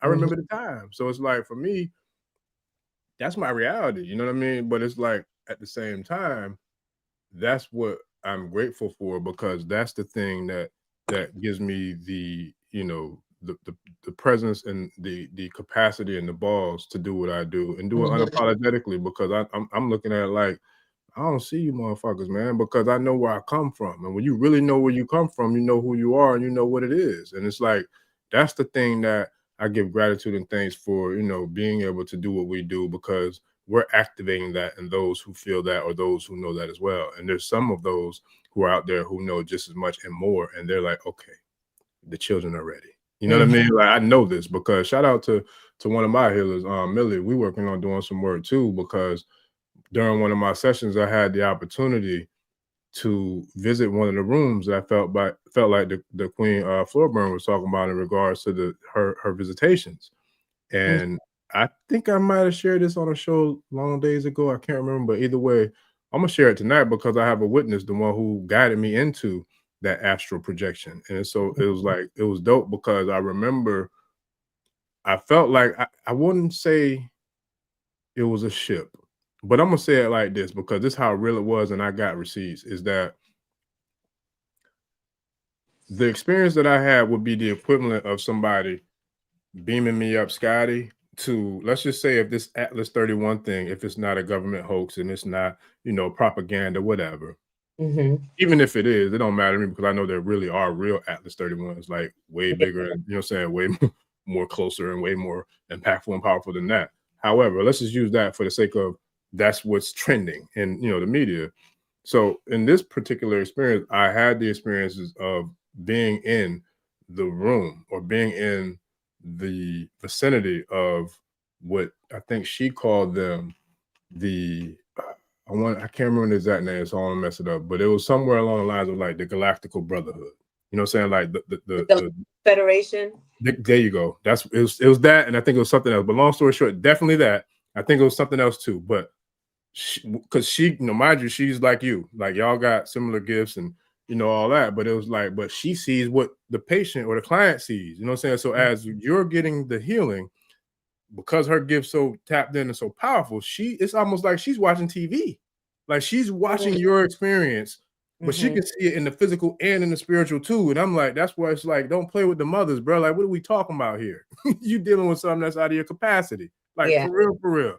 So long story short, so anyway, out of your capacity. But so she was like, she saw both. So she saw me laying there as she's doing the work, but then she saw like what I was experiencing when I was in the astral projection, which was being amongst in the vicinity of the Galactical Federation. And when I tell you I put this on everything, and I mean everything, what I saw would be the equivalent of what on this planet, especially in this corporation, would be like what Fat Boy with the toupee is doing, as if he was consulting with his generals and his admirals and all this, which he don't do anyway because he's a whatever fucktard. But anyway, but so so with that, but it would be like the equivalent of a real leader, like speaking amongst their generals or their whoever, you know what I'm saying, is like their circle or their cabinet, whatever you want to call it, and like just consulting over the plan, or just like watching over, almost like parents watching kids or children standing like leaning up against the wall, like I know good and damn well you ain't finna sit here and try to like play me like I don't know, you know what I'm saying, what's popping right now. And you know everything, and it's like you're like, yeah, it's about time for us to go ahead and just, you know what I'm saying, it's time for y'all to be on punishment. Like, like that. It was crazy, the experience and like the vibe, but I'll never forget it. I will never forget that. And it was just so surreal. And I feel like that's what we're experiencing right now. And I can't say that.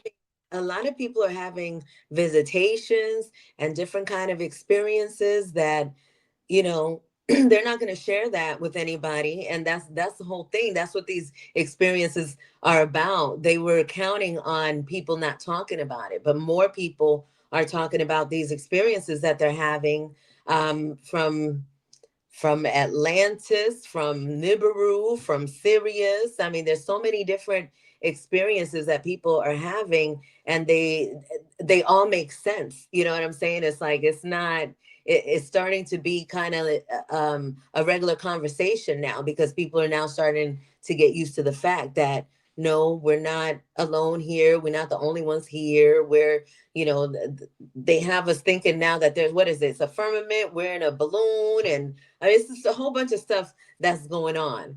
And so it's important to know that, yeah, it's all out now. So pay attention to any information that you start to receive, you know, because a lot of us, we get information, but we'll throw it out because we're like, what is that? Or that's crazy, you know, even though if you're thinking that you're crazy, then you're probably not going to be able to really receive it anyway. When you recognize what the information is, your own recognition and your own what is it? When you identify the information, when you're saying, I receive it, I got it, I get the information, in that reception of it, that's how you get more. That's how you get more information. When you accept it and you say, you know, let's say something happened in the ethers, you wished for something, right?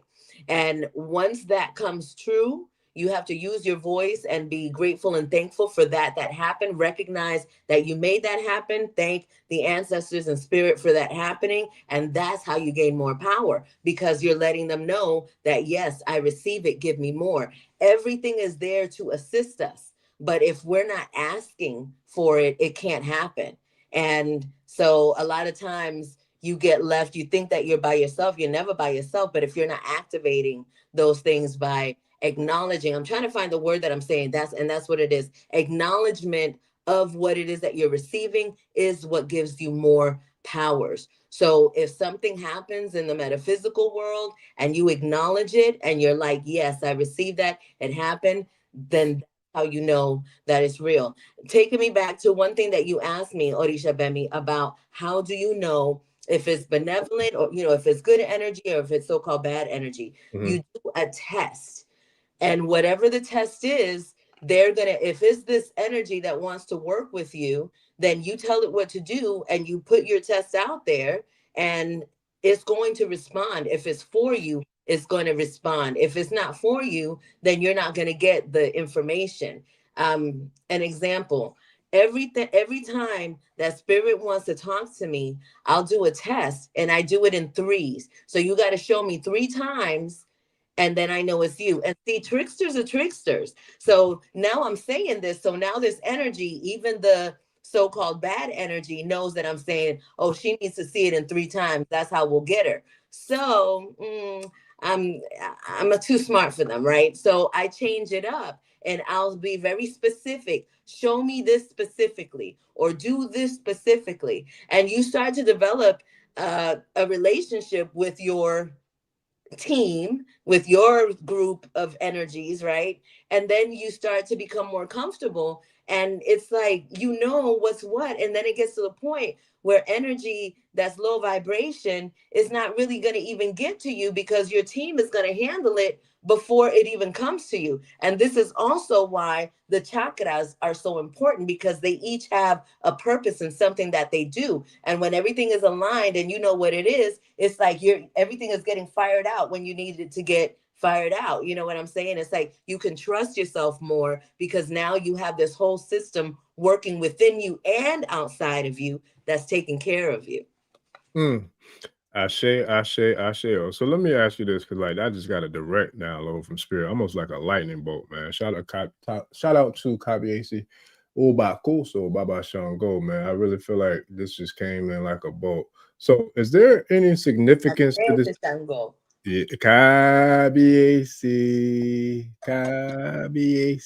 Shango. I'm looking at him right now. But is there any significance to this? I'm not even quite sure the right way to personify it or like put it into words, but this thing about cats having 9 lives, being that, you know, you're a cat mom, you know, and you're feminine, you know, I mean, a female, you know, and shout out to OJ Yemi, divine feminine, you know what I mean? Like, so is there something to this thing in regards to the correlation of, you know, the cats have 9 lives, and then the connection to the divine feminine, because this is a 9-year. Shout out to my Yansa. Her number is 9, and she is Storm that they have in, you know, the movies, but that's the real Storm. Yansa. Anyway, but back to the 9 and cats. Is there like any like real metaphysic, or, you know what I'm saying, like spiritual essence to this thing about cats having 9 lives and the divine feminine? There's so many connections to the feline and the 9 and the cats. I cannot give you information specifically on the 9 and the divine feminine. There's a sister out there. Her name is Sakira.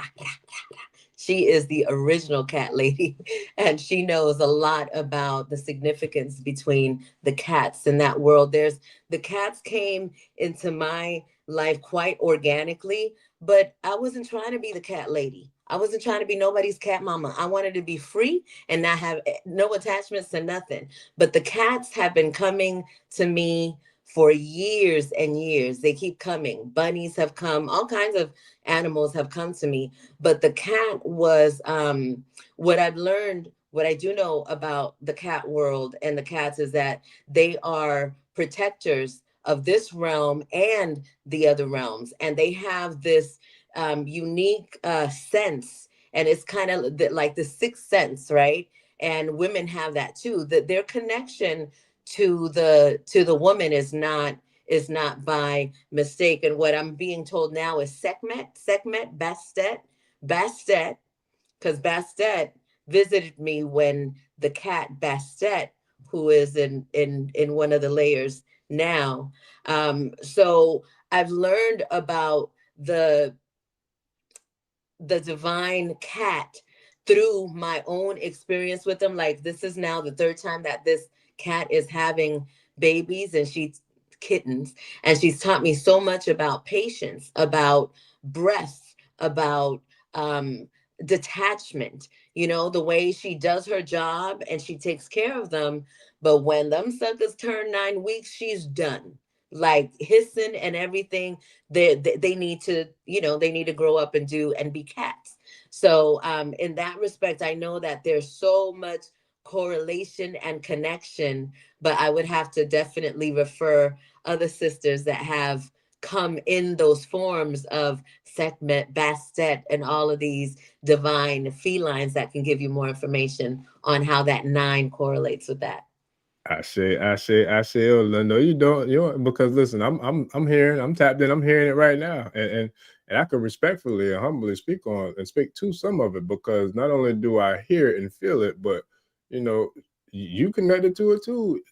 Man, EIOJME is one of the mothers. You know what I mean? Like, she is the IJ. She is the EIME. Like, hell, you are too. All females, I feel like, are. I mean, at the end of the day, so it's like, that's the mothers. Like, that's the presence of the mothers. I can't remember. Somebody just dropped a comment. Shout out to Wunam, and shout out to Wunam because she speaks about that too. And that's why I said, like, we are blessed here at Ashe because we have some of them. And I say this. No, I'm not saying it humbly. I'm saying this with sheer confidence and authority. We have some of the most powerful females on the planet that have come to this channel and spoken or graced us with their Ashe. So I'm saying that emphatically because I know the work and I know the power that I've felt, experienced, and I've seen, you know, based upon those who have been through this, you know, this platform. So it's like, I know that. And I won't brag on myself, but damn it, I'm gonna talk my shit when it comes to talking about my people. So it's like, that's real. Like, that's a real thing. And that's all connected to Bas. Bas is connected to Kemet. You know what I mean? So it's Sekhmet, you know, so now you're talking about the divine feminine from the Nile Valley. Yes. And then, and then if we go from the Nile, we can easily go up to the West Coast and go to Nigeria. Now we're still talking about DIJDAIME. We talking about Oshun and Oshogbo. We talking about Imoja. We talking about Oja and the Niger. Like, we're talking about the same powerful aspects and principles of the feminine energy at its highest, most profound, perfected, powerful way. And it don't matter what part of the globe you're on because it's all a matter of degree of it's the same energy and entity. It's just the difference of what you call it by a NAME.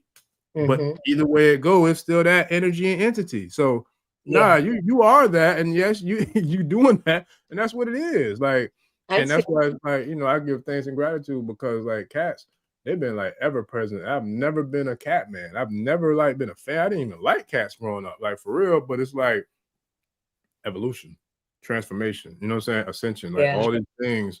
You know, you have to kind of remove things that don't serve you or, you know, things that hold you back or pull you down in order to set yourself up to be able to receive things that's going to elevate you, push you forward, and pull you up. And I feel like that's where, you know, the shift in consciousness or the shift in, I feel like essence, you know, has been a blessing for me, is just to hear, you know, and be able to tap in and commune with that spirit, you know, with that energy. And so I say all that to say that you were the one who actually told me or inspired me getting back active and more consistent with my meditations, because I remember sharing on a conversation. I can't remember who the guest was, but it was about, it might have been Wuna. I think it was Wuna, matter of fact. But one night when I went to give offerings to the mothers, and if I'm not mistaken, it was like the same night or definitely within the same 2 to 3 day span that Iba attended to the Queen, Asada Shakur transition. And I could feel like the energy even on me now, like, you know, just thinking about the significance of a transformation like that. But I'll never forget, like, seeing the presence of that beautiful black cat. And I promise, like, everything, like, it felt like I was looking at Bass. Like, I didn't say that then when I first mentioned it, but I'm gonna say that now. That's what it felt like, and that's how powerful it was. I remember the very first conversation we had, you shared some things with me that I won't put on air, but that definitely just about being more intentional about meditating, because there's things that I need to be known, or I should say things that I need to be shown and things that need to be known. And it's like, so I give gratitude and thanks to that, because it's coming full circle. Like, literally right here on the air, that whole situation is coming full circle when we talk about divine feminine and, you know, and the mothers and the cats. So with that, I see that. I'll take ownership of my knowledge on that.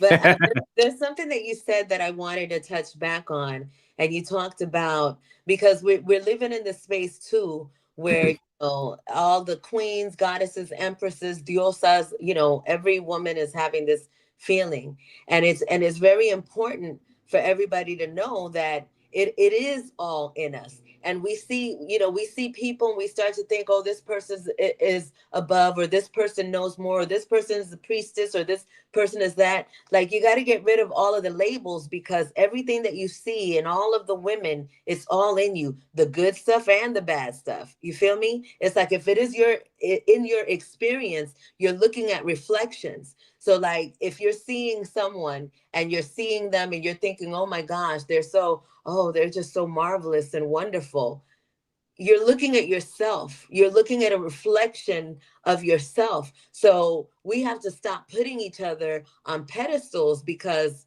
you know, people fall from pedestals. And the thing is that we all have that same ability to rise. Every single one of us has it. But here's another thing that must be respected is that everybody is in their own bubble and their bubbles must be respected. Meaning, right? So in this stage of my life, I'm here and I'm doing these things and I'm speaking these things, right? But there was another part of my life where I was just a little fast and I was just concerned about what was going on in my life and being a star and doing, you know what I'm saying? That was what needed to happen at that time so that I can come to this awareness of who I am now. So we have to give each other grace for our processes and our paths.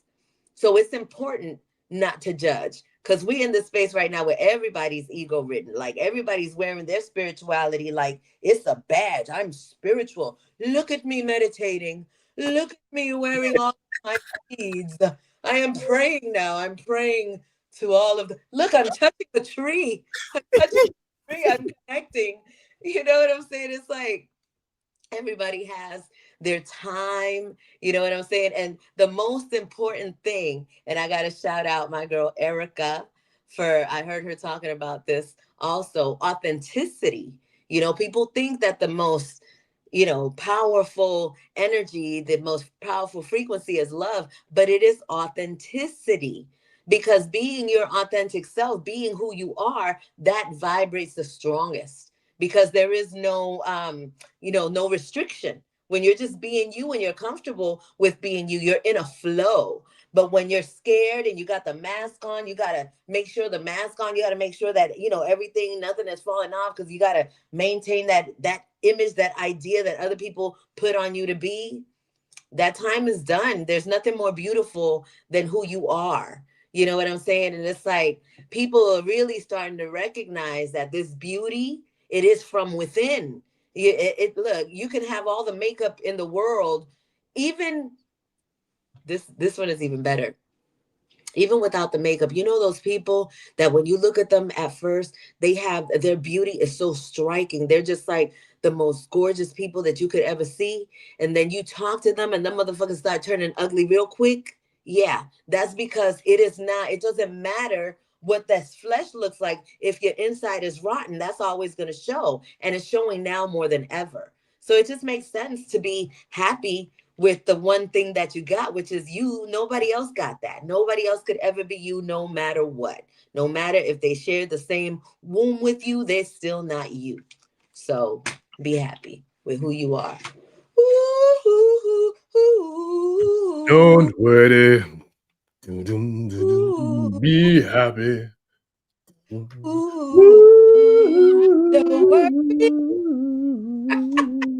Hey. We don't make a record. Look up at me. Huh? Hey. Matter of fact, shout out to Jeezy, man. I saw Jeezy just like got a Guinness Book of World Records, like for the biggest or the largest, I think, orchestra performing at a hip hop concert. So shout out to young Jizzle, man, Snowman, because you know, I was about to get into some Jeezy because it was something that you said, and I can't remember, but it was gonna make me bring up a Jeezy song that I wanted to quote. Damn it, I forgot. It'll come back to me, and I don't want to use another one either. But I said all that to say, oh, I know what it was. We count hundreds on the table, 20s on the floors, fresh. I love it, yeah, and I love it. I can't remember what you said, but I was gonna hit that Jeezy. I love it, and then in the process of me looking for the song, it triggered something making me or reminding me about him winning that Guinness Book of World Records thing, or I should say honor. I want to say like last week or this week for the largest orchestra in a hip hop, I think live performance or something like that. I think it was 101 to commemorate Thug Motivation 101. So it was dope. But anyway, I digress.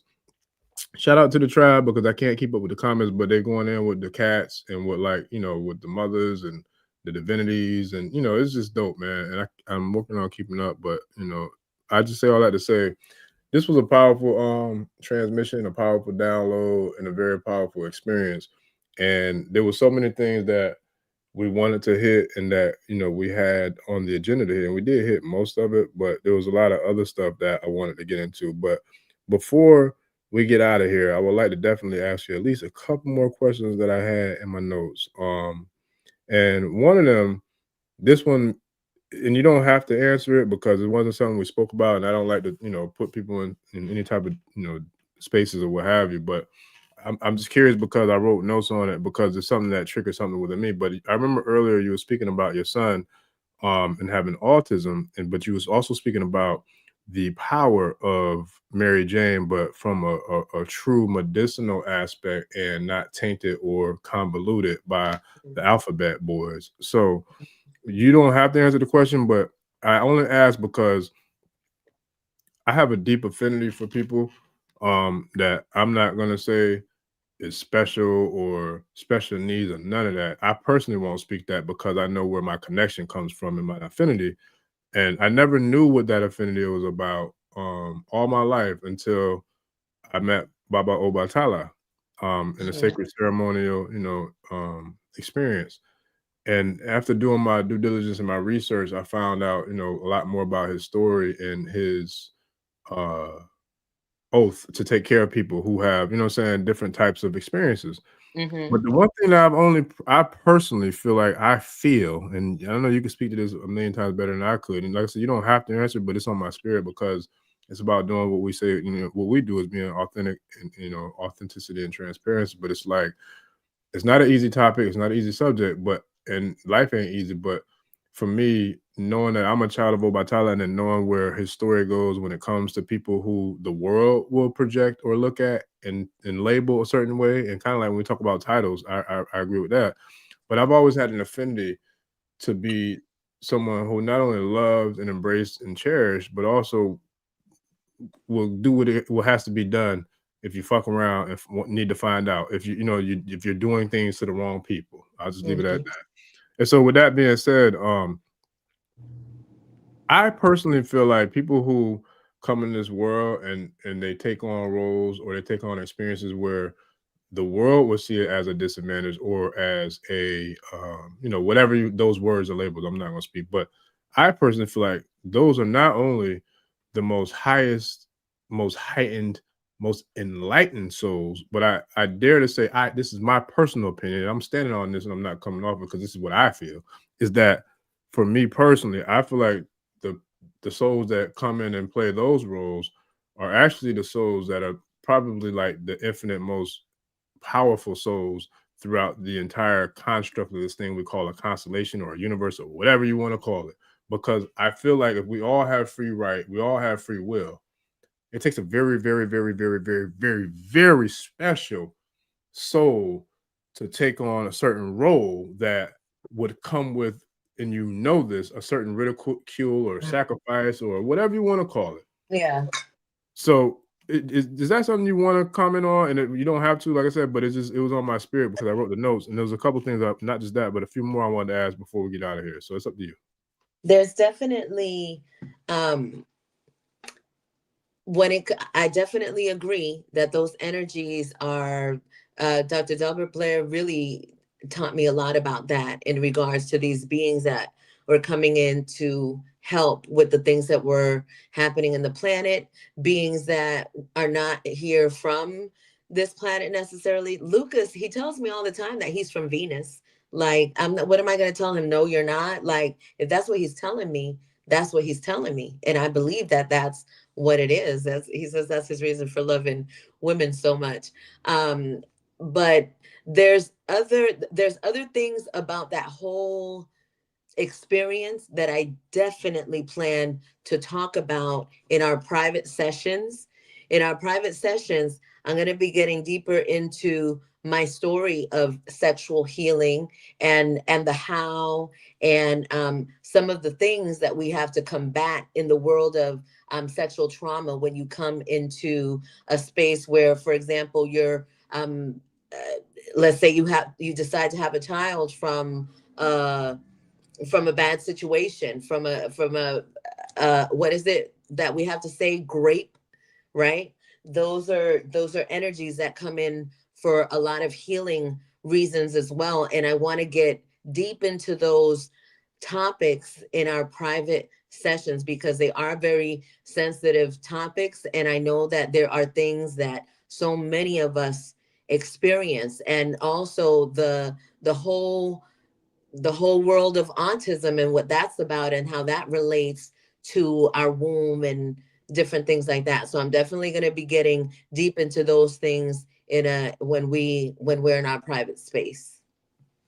Ashe, listen, I appreciate it, and like I said, you know, please give me grace because, like I said, and I got to keep it a buck because I just do take the pride in like just being obedient to just moving on how my spirit guides me, or my guides got me. But and uh, I that wasn't something that was premeditated. I do want to share that, but shout out to the tribe because this is how spirit works. There's I can't call it, but at least 4 to 6 people in the chat that all can relate because of similar experiences.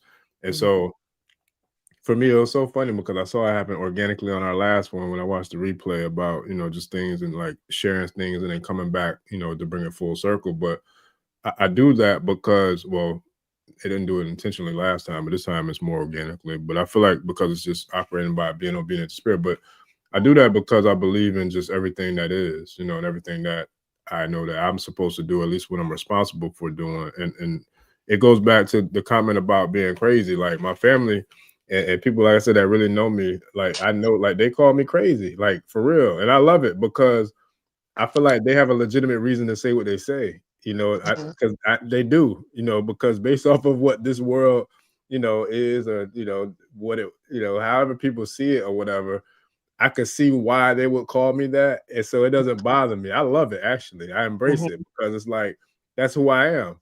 And so I say all that to say that I wouldn't want it any other way, because if I didn't have all the experiences and all the things that happen within me, then I'm not the me that I am. And I wouldn't trade the me that I am for nothing. I wouldn't trade my parents for nothing. I wouldn't trade my family I wouldn't trade anything that's going on right now for nothing, because I'm grateful. I give gratitude and thanks for the creator for creating me the way the creator created me to be. And I'm not going to do exactly what that is for nothing or nobody, including me.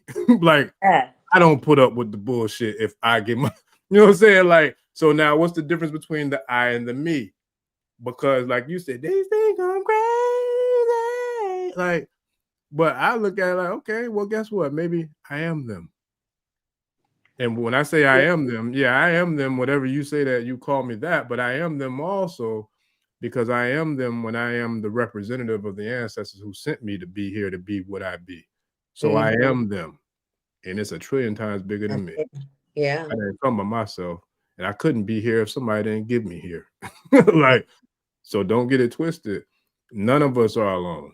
None of us, and it's like, yeah, I hear maybe a million voices, whatever, but I know how to talk to them, just like I know how to talk to y'all. So it's like, I'm grateful for that. So yeah, I am special. Yeah, I'm all of that. Yep. Special needs, crazy, whatever I am the poster child for that.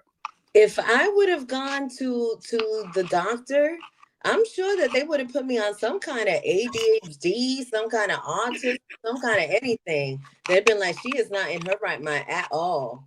And I'm grateful. I'm grateful to have the experiences that I have. One thing that I want to say too, the thing that came out was the darker the berry, the sweeter the juice. And the reason why that term came out is because the darker your experience has been, the lighter you come out on the other side. Your experiences of hard times that's our preparation for where we're coming. Like, I've been so proud of my darkness. You know what I'm saying? It's like everything that I've learned, everything that I am is because of the dark times that I faced and I was able to navigate through, and I'm still here, So that means that I like cucaracha, you know what I'm saying? It's like we have been the most prepared people for what is happening in the world right now. People that haven't gone through anything are not going to be able to make it in this whole new world that's being presented to us.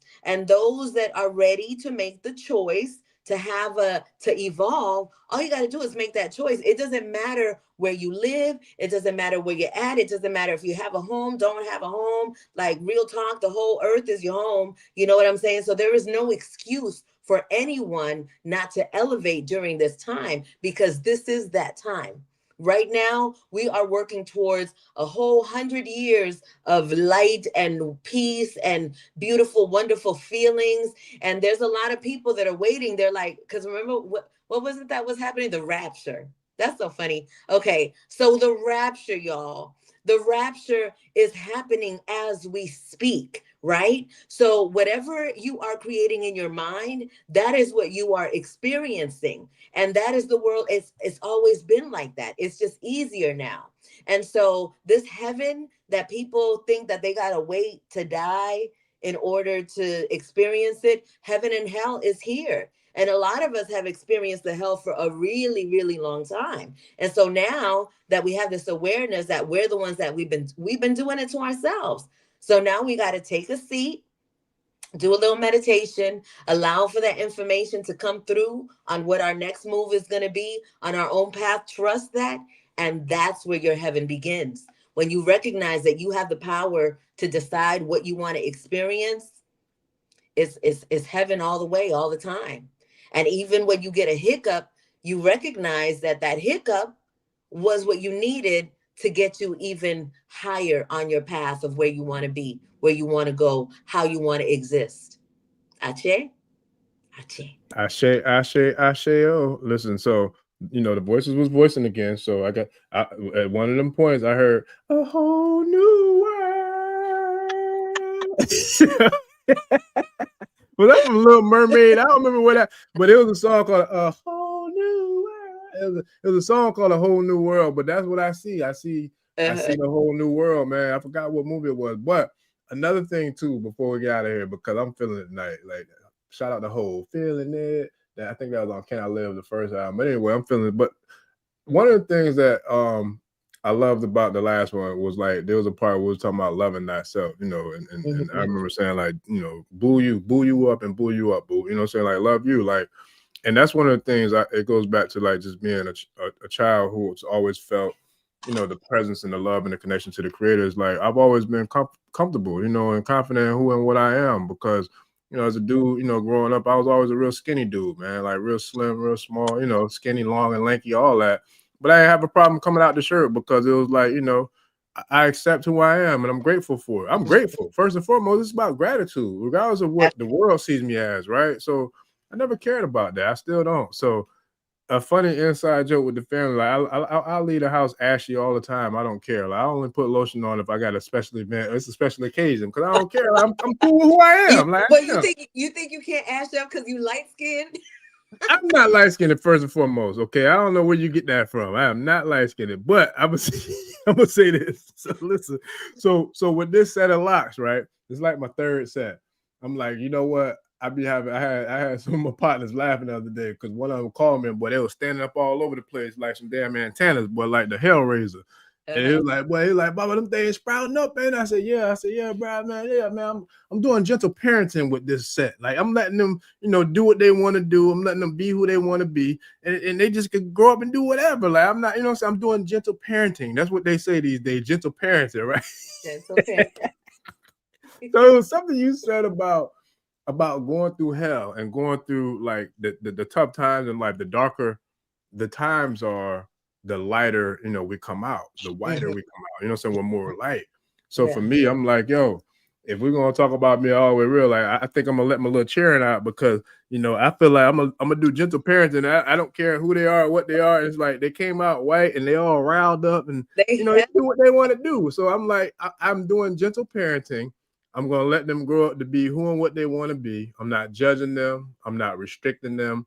I'm not forcing them to do anything that they don't want to do. And I feel like that's representative of, just like my first set of locks, it was representative of growth.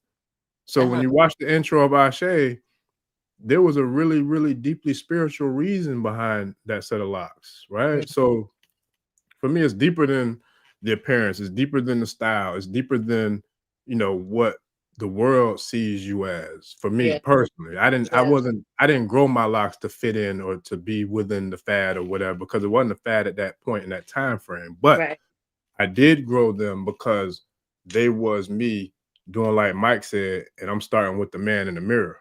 And I'm looking at the mirror. And at that point, I did have to change some ways. You know what I mean? So it's like that was the point when I talked about, hitting rock bottom and life hit me with them haymakers. And I'm like, okay. And then, you know what I'm saying? Spirit came, was like, yo, you got to get up and get something. You know what I'm saying? You got to get to it, right? So for me, I felt that. So that was part of my pact with myself, was that these locks are going to be representative and symbolic of my growth. So every time I look in the mirror, I'm not looking at a hairstyle. I'm looking at a transformation and a confirmation of who and what I'm on the path to be. So I say all that to say to the tribe, don't you ever let nobody say anything about you, against you, or to make you feel any less than, because I ain't never been less than nobody on this motherfucker. I ain't never gonna be. And neither is anybody who rock with me. I ain't saying I'm better than nobody either, because I ain't never gonna be that. But what I'm not gonna do is conform and fold and worry about and be constricted or look at how somebody looks at or what they got to think or say about me. Nah, I don't do that. You know why? Because I know I'm a child of the God. So with that, that's how I feel, and that's what it is. That's what it was. That's what it's always going to be. And shout out to the tribe, man, because, you know, united we stand, divided we fall. You know, I am because we are, because we are, I am. So with that, I am SEG. How we going to lead the good people? We're going to leave them in love. I think your hair looks fantastic. White lightning coming the head, all that white lightning. I think I think it is important to boo yourself up. I showed look, this is a different one I got on, y'all, today. This is my little rings that I bought for myself to remember myself. I married myself. So this helps me so that I could remember to give myself that love that I've always given to other people, because that's the one thing that is really difficult for us to do. So this booing yourself up, it doesn't mean you just got to be by yourself forever. You know what I'm saying? But it's like, if you could boo yourself up, get to know yourself, then when you get into that relationship, it's just going to be so much better. It's going to be so much better. So yeah, so we'll just leave them with that. We're going to be coming again with a private session, and Orisha Bemi is going to, you know, give you all the details on that. If you want to find me, I've been talking for years and years and years. If you go to YouTube and you look for SEG13, you're going to find some of my work. You can find me on Facebook, SEG13, TikTok, Instagram, SEG13. If you are interested in doing private personal work with me, 818-233-5776 is the number to text. I want to thank all of the people that have reached out to me from this community. I love you guys. We're making so many things happen. And I feel so at home. Thank you so much, Baba Orisha Bemi, for inviting me to be a part of this tribe. I am honored. I am grateful. I am so excited, y'all, because I've been hiding out for 8 years. It's time to come out and do this, and I'm ready. So I hope you are too. Ashe. Two last things real quick. Hopefully if you got time, but I know it's way later where I'm at than you, but if you got time, do I have time to hit two more quick points on the way out? Sí, claro que sí. Okay. So one was gratitude first and foremost, because I do feel like, you know, shout out to the tribe, and I appreciate, you know, all the love and support as always, but it was something different. I can't remember who it was, but somebody says something was different. I feel like I had a visitation from SU. So shout out to Baba SU, Leroy Barra, and shout out to Baba SU Barra. SU Anyway, shout out to Baba SU, man, because Baba SU has been very present over the last, well, he's been present as far as I can remember. Now that I look back in hindsight, but as far as in my life, in a sacred level, definitely since like 2018, 2019. But over the last maybe 3 to 4 weeks, the energy it's been like surreal, from a godly perspective, like for real. So it's like shout out to Baba Eshu, and shout out to Iya Ibun Lawai, who came and burned it down in the Patreon last week. I'm gonna get that up, try for the private community. I'm gonna share some on the channel, because she killed it, and it was so dope because everything she spoke of and spoke to was everything that we're seeing and dealing with right now, and it came from like in a similar fashion of the Flurborn message, but this one was more tailored from the Ifa Sheshe perspective. But they're very similar in the, I feel like, the essence of the impact of what they made. So I say all that to say, one of the last questions I asked her was, what would you give to a brand new person on this journey, just starting? Because mind you, she was born and raised in the tradition, because she's my Yeye's daughter, and also Ibatunu, she's also the daughter to the Oba of Oyo Tunji, the first Oba recognized, documented in history in the Americas, the founder of the Oyo Tunji village, Oba Osurjima Ibatunu. So she's his daughter.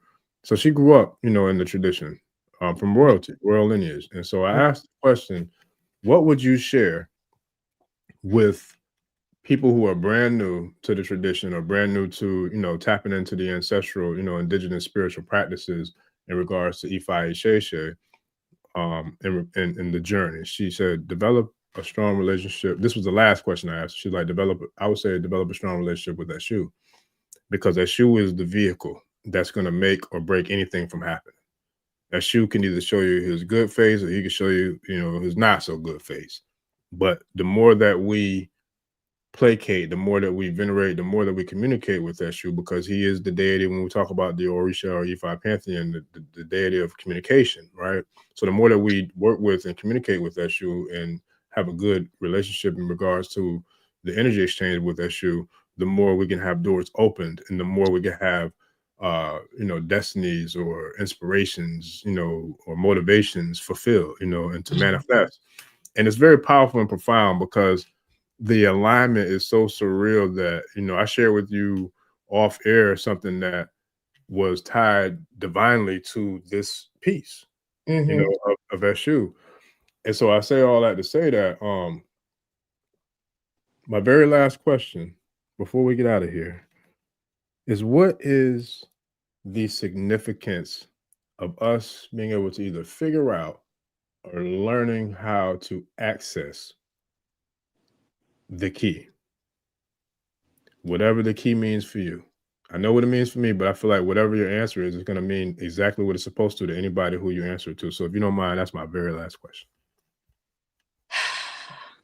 To be able to access the key is everything, because the key opens any door, and it is up to you what door it is that you want to open. And that's the beautiful part of this world, is that you can't go wrong. No matter what door you open, it's right for you.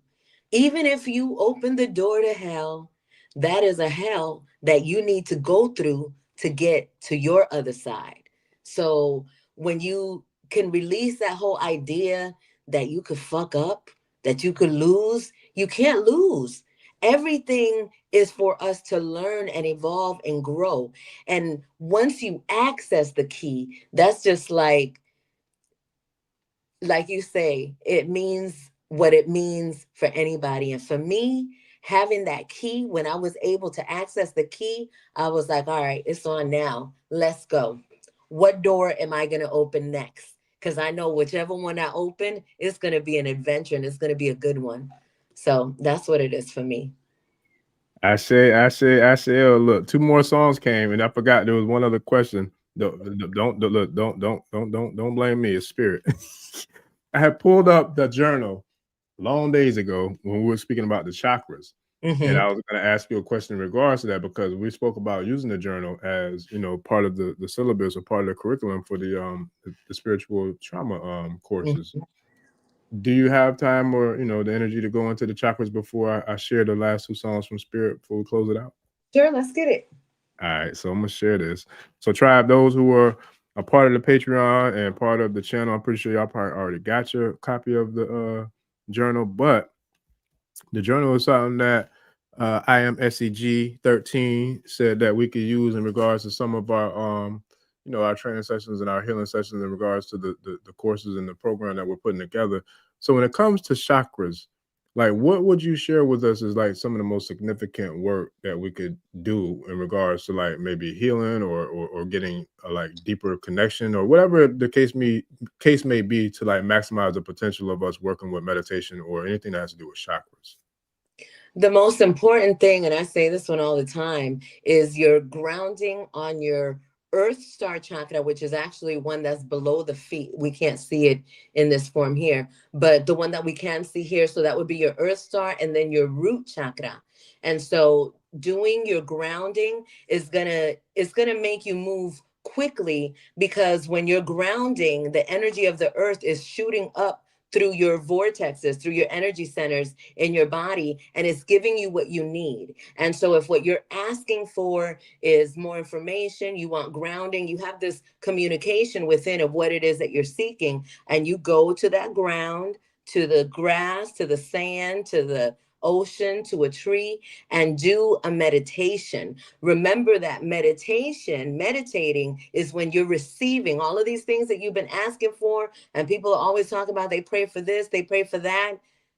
Well, we're a walking prayer anyway. But anyway, when you're still, when you stop, that's when you're receiving it. So change your perception on meditation and know that you cannot receive anything without it. So make yourself stop for as long as you need to stop and connect to your root chakra and your earth star chakra. And once you start getting consistent with that, you're going to start getting messages that know you're going to start getting messages. You don't have to look outside for anything, but be consistent with that work and be mindful with that work too. You're not doing it for anybody. You're not doing it to say, oh, look, I did it. You're doing it for yourself. So stay consistent. Don't cheat yourself. Treat yourself. Ache solution. Whew, I like that. I like that. Look at you, looking like yourself. They all here tonight. Hey, I forgot the brother name who had it. I know somebody try to know who I'm talking about. I cannot think of that brother's name, but he had a skit. He was like, I like that. Ooh, look at you. What they in here tonight? I can't remember his name for nothing.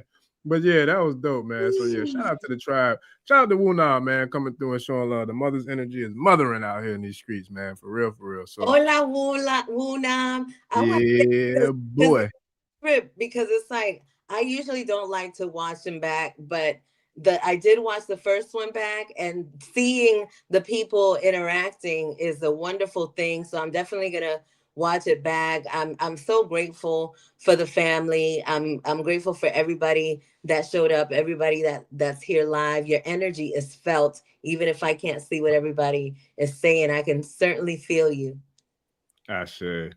Now that's real, man. And you know what? I gotta figure that out. It's funny. I remember seeing myself on the last one saying I do gotta like tap into the platform and figure out how to do that, because there's a way to do it. I know it because I can't remember who all was able to, but there was certain guests I had that was able to see it. And like I said, there's different things that be going on with this technology because the settings be changing. Even like my camera, like I'll set it and save it, and it's a lot. But you know, we know what it is. But anyway, I see it now in my end. I don't know what you for real. know, but I've I been didn't do able nothing different. That's what I'm saying. That's what's weird. Like I don't know, but I do know. You know, it be past interference on the play sometimes. You know, that's the world we live in, man.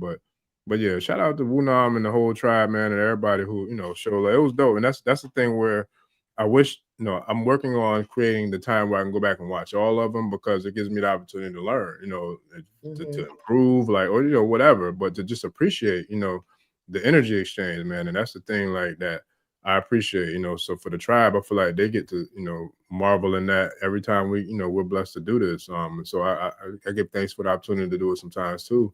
But You know what's really important? You say mhm. that, time, there really is no time, but it seems like time is going by really, really fast now. Yes, It's yeah, important to remember that any information that you want to connect to, that you want to know, just ask for the knowledge. Like even now tonight, you can tap in to the information of SEG13. Just say what she knows. Give me some of that she got going on, because now you have a reference to the information that you want to know, and now you have a feeling of how it felt when you were receiving the information. So now you have better communication with your ancestors and spirit to give you exactly what it is that you're wanting. What I think about all the time is in the Matrix, when he plugged in, and in the book he was reading so fast and all of a sudden he got the information. we have access to the same thing. We're able to do that 100%, but you got to trust yourself, and you got to trust that the information that you're getting is valid, and you keep following, because sometimes they'll give you information that comes into your head, but then they'll say, look at this book. And then the book will confirm the information that you're looking for. But you got to trust that you got it all the time. That's what creates more of having it all the time, is trusting that. Yeah, boy. And I forgot the doggone 2 songs, but oh well. But a couple more came in, because that's what Spirit be doing. It be doing what it do. You just a jukebox now, aka jukebox. Hey, look, they came in too, because I heard it like this, but I guess I gotta remix it. But towards the end, you said you got the gift and all them things. I heard Ursula saying, you got it bad when you on them, but we ain't got it bad. We got it good. And I'm glad, like, because they got it bad. Because Babylon is dead. The corporation is gone. Like, it's just a matter, you know what I'm saying? Like, they up Schitt's Creek like Yokozuma's thong. And yeah, we're getting poetic out here. I don't know if the wrestling fans, the WWF, me and Big Chief, I gotta holler at Big Chief. Me and him be talking about wrestling when we do it on here. But for those who know who Yokozuna is, the big Asian wrestler, the sumo wrestler, he used to come out with the Asian sumo wrestling attire on, and his with a G-string, and he like 400-500. So I remember. Yeah. So I feel like some people got it bad, but it ain't us. But anywho, yeah. So with that, I think it's time to wrap it up, man. I hate that I forgot my last 2 songs, but it is what it is, But okay, I had a blast. Another time. Yeah, I had a blast, Tribe. I had a blast. So SEG, you got anything to take us out with, or you want to just close it out like this? I was gonna try to hit y'all with a song, but I couldn't think of one fast enough to give it to y'all tonight. So no song tonight. Thank you, Lady Nightwalker. You're very welcome. Ache. I'll leave us with one. I ain't saying I can sing like you, but I got one. I'm not even sure who the artist is, but I know I know you'll know, or the tribe will know. But happy feelings in the air. Woo! Happy feelings, yay! See, I don't be knowing the lyrics to a lot of songs either. I don't either, but I still be singing them. And people look. Feeling. Look, the people that I be around, that I consider family, they know I don't know the words either, but I still be singing because damn it, I love it. Like, shout out to Jesus, I love it. So look, I'm gonna sing even I don't know the happy feelings in the air, happy feelings. I don't know the rest, but it's okay. Hey, you know what? Now you got me inspired. Now I'm just gonna sing my song. Go ahead and get it there. Song. I am creation, I am animation, I am the brightest vibrant star in all of the constellations. I am zip, pep, pizzazz, punch, bounce, moxie, mojo, whatever you call it. I am. Ache. Ache.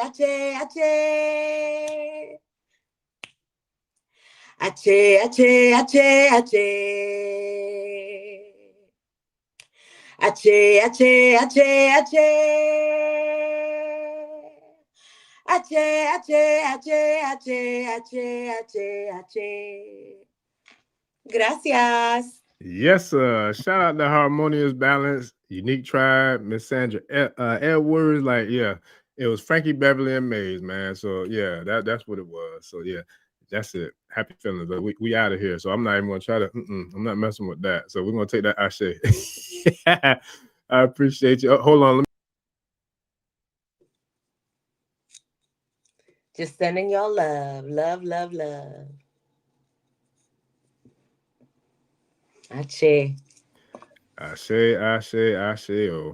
All right, Tribe, man. I appreciate y'all hanging out late with us tonight, man. We made it all the way to 101 on the East Coast. But shout out to the Tribe, man. Appreciate y'all on this late Friday night. And we'll be back Sunday. And then we'll definitely be, matter of fact, we'll be in the we'll be back Sunday with the private community and with another live stream Sunday at 7 p.m. So it's gonna be another heavy weekend, Tribe. So I appreciate you. I am SEG. Appreciate all the love and support from the Tribe. Excuse me. Shout out to all the new members again, man. I appreciate all of y'all, the private community, the YouTube channel, YouTube community. Like, we definitely appreciate y'all, and we got a lot of things popping and coming, man. So I'm looking forward to the growth and the expansion, man, because it goes back to the ancestors, as well as SU, you know, paving the way to not only clearing the roads in the path, but also clearing the or giving the clearance for the downloads. You know, I give thanks to the downloads I personally received, and I'm gonna give thanks to the downloads to all those who I serve have received by, you know, via SU, you know, using me as a tool, but also to everybody who has been a benefit of, you know, receiving these messages that's been transmitted on the channel, man. So with that, I give gratitude and thanks, you know, thanks to the great God in heaven, the Oludubare, and to, you know, all that is, all that was, and all that ever will be. So with that, tribe, we'll see y'all Sunday. We are out, family. Peace. Odabo.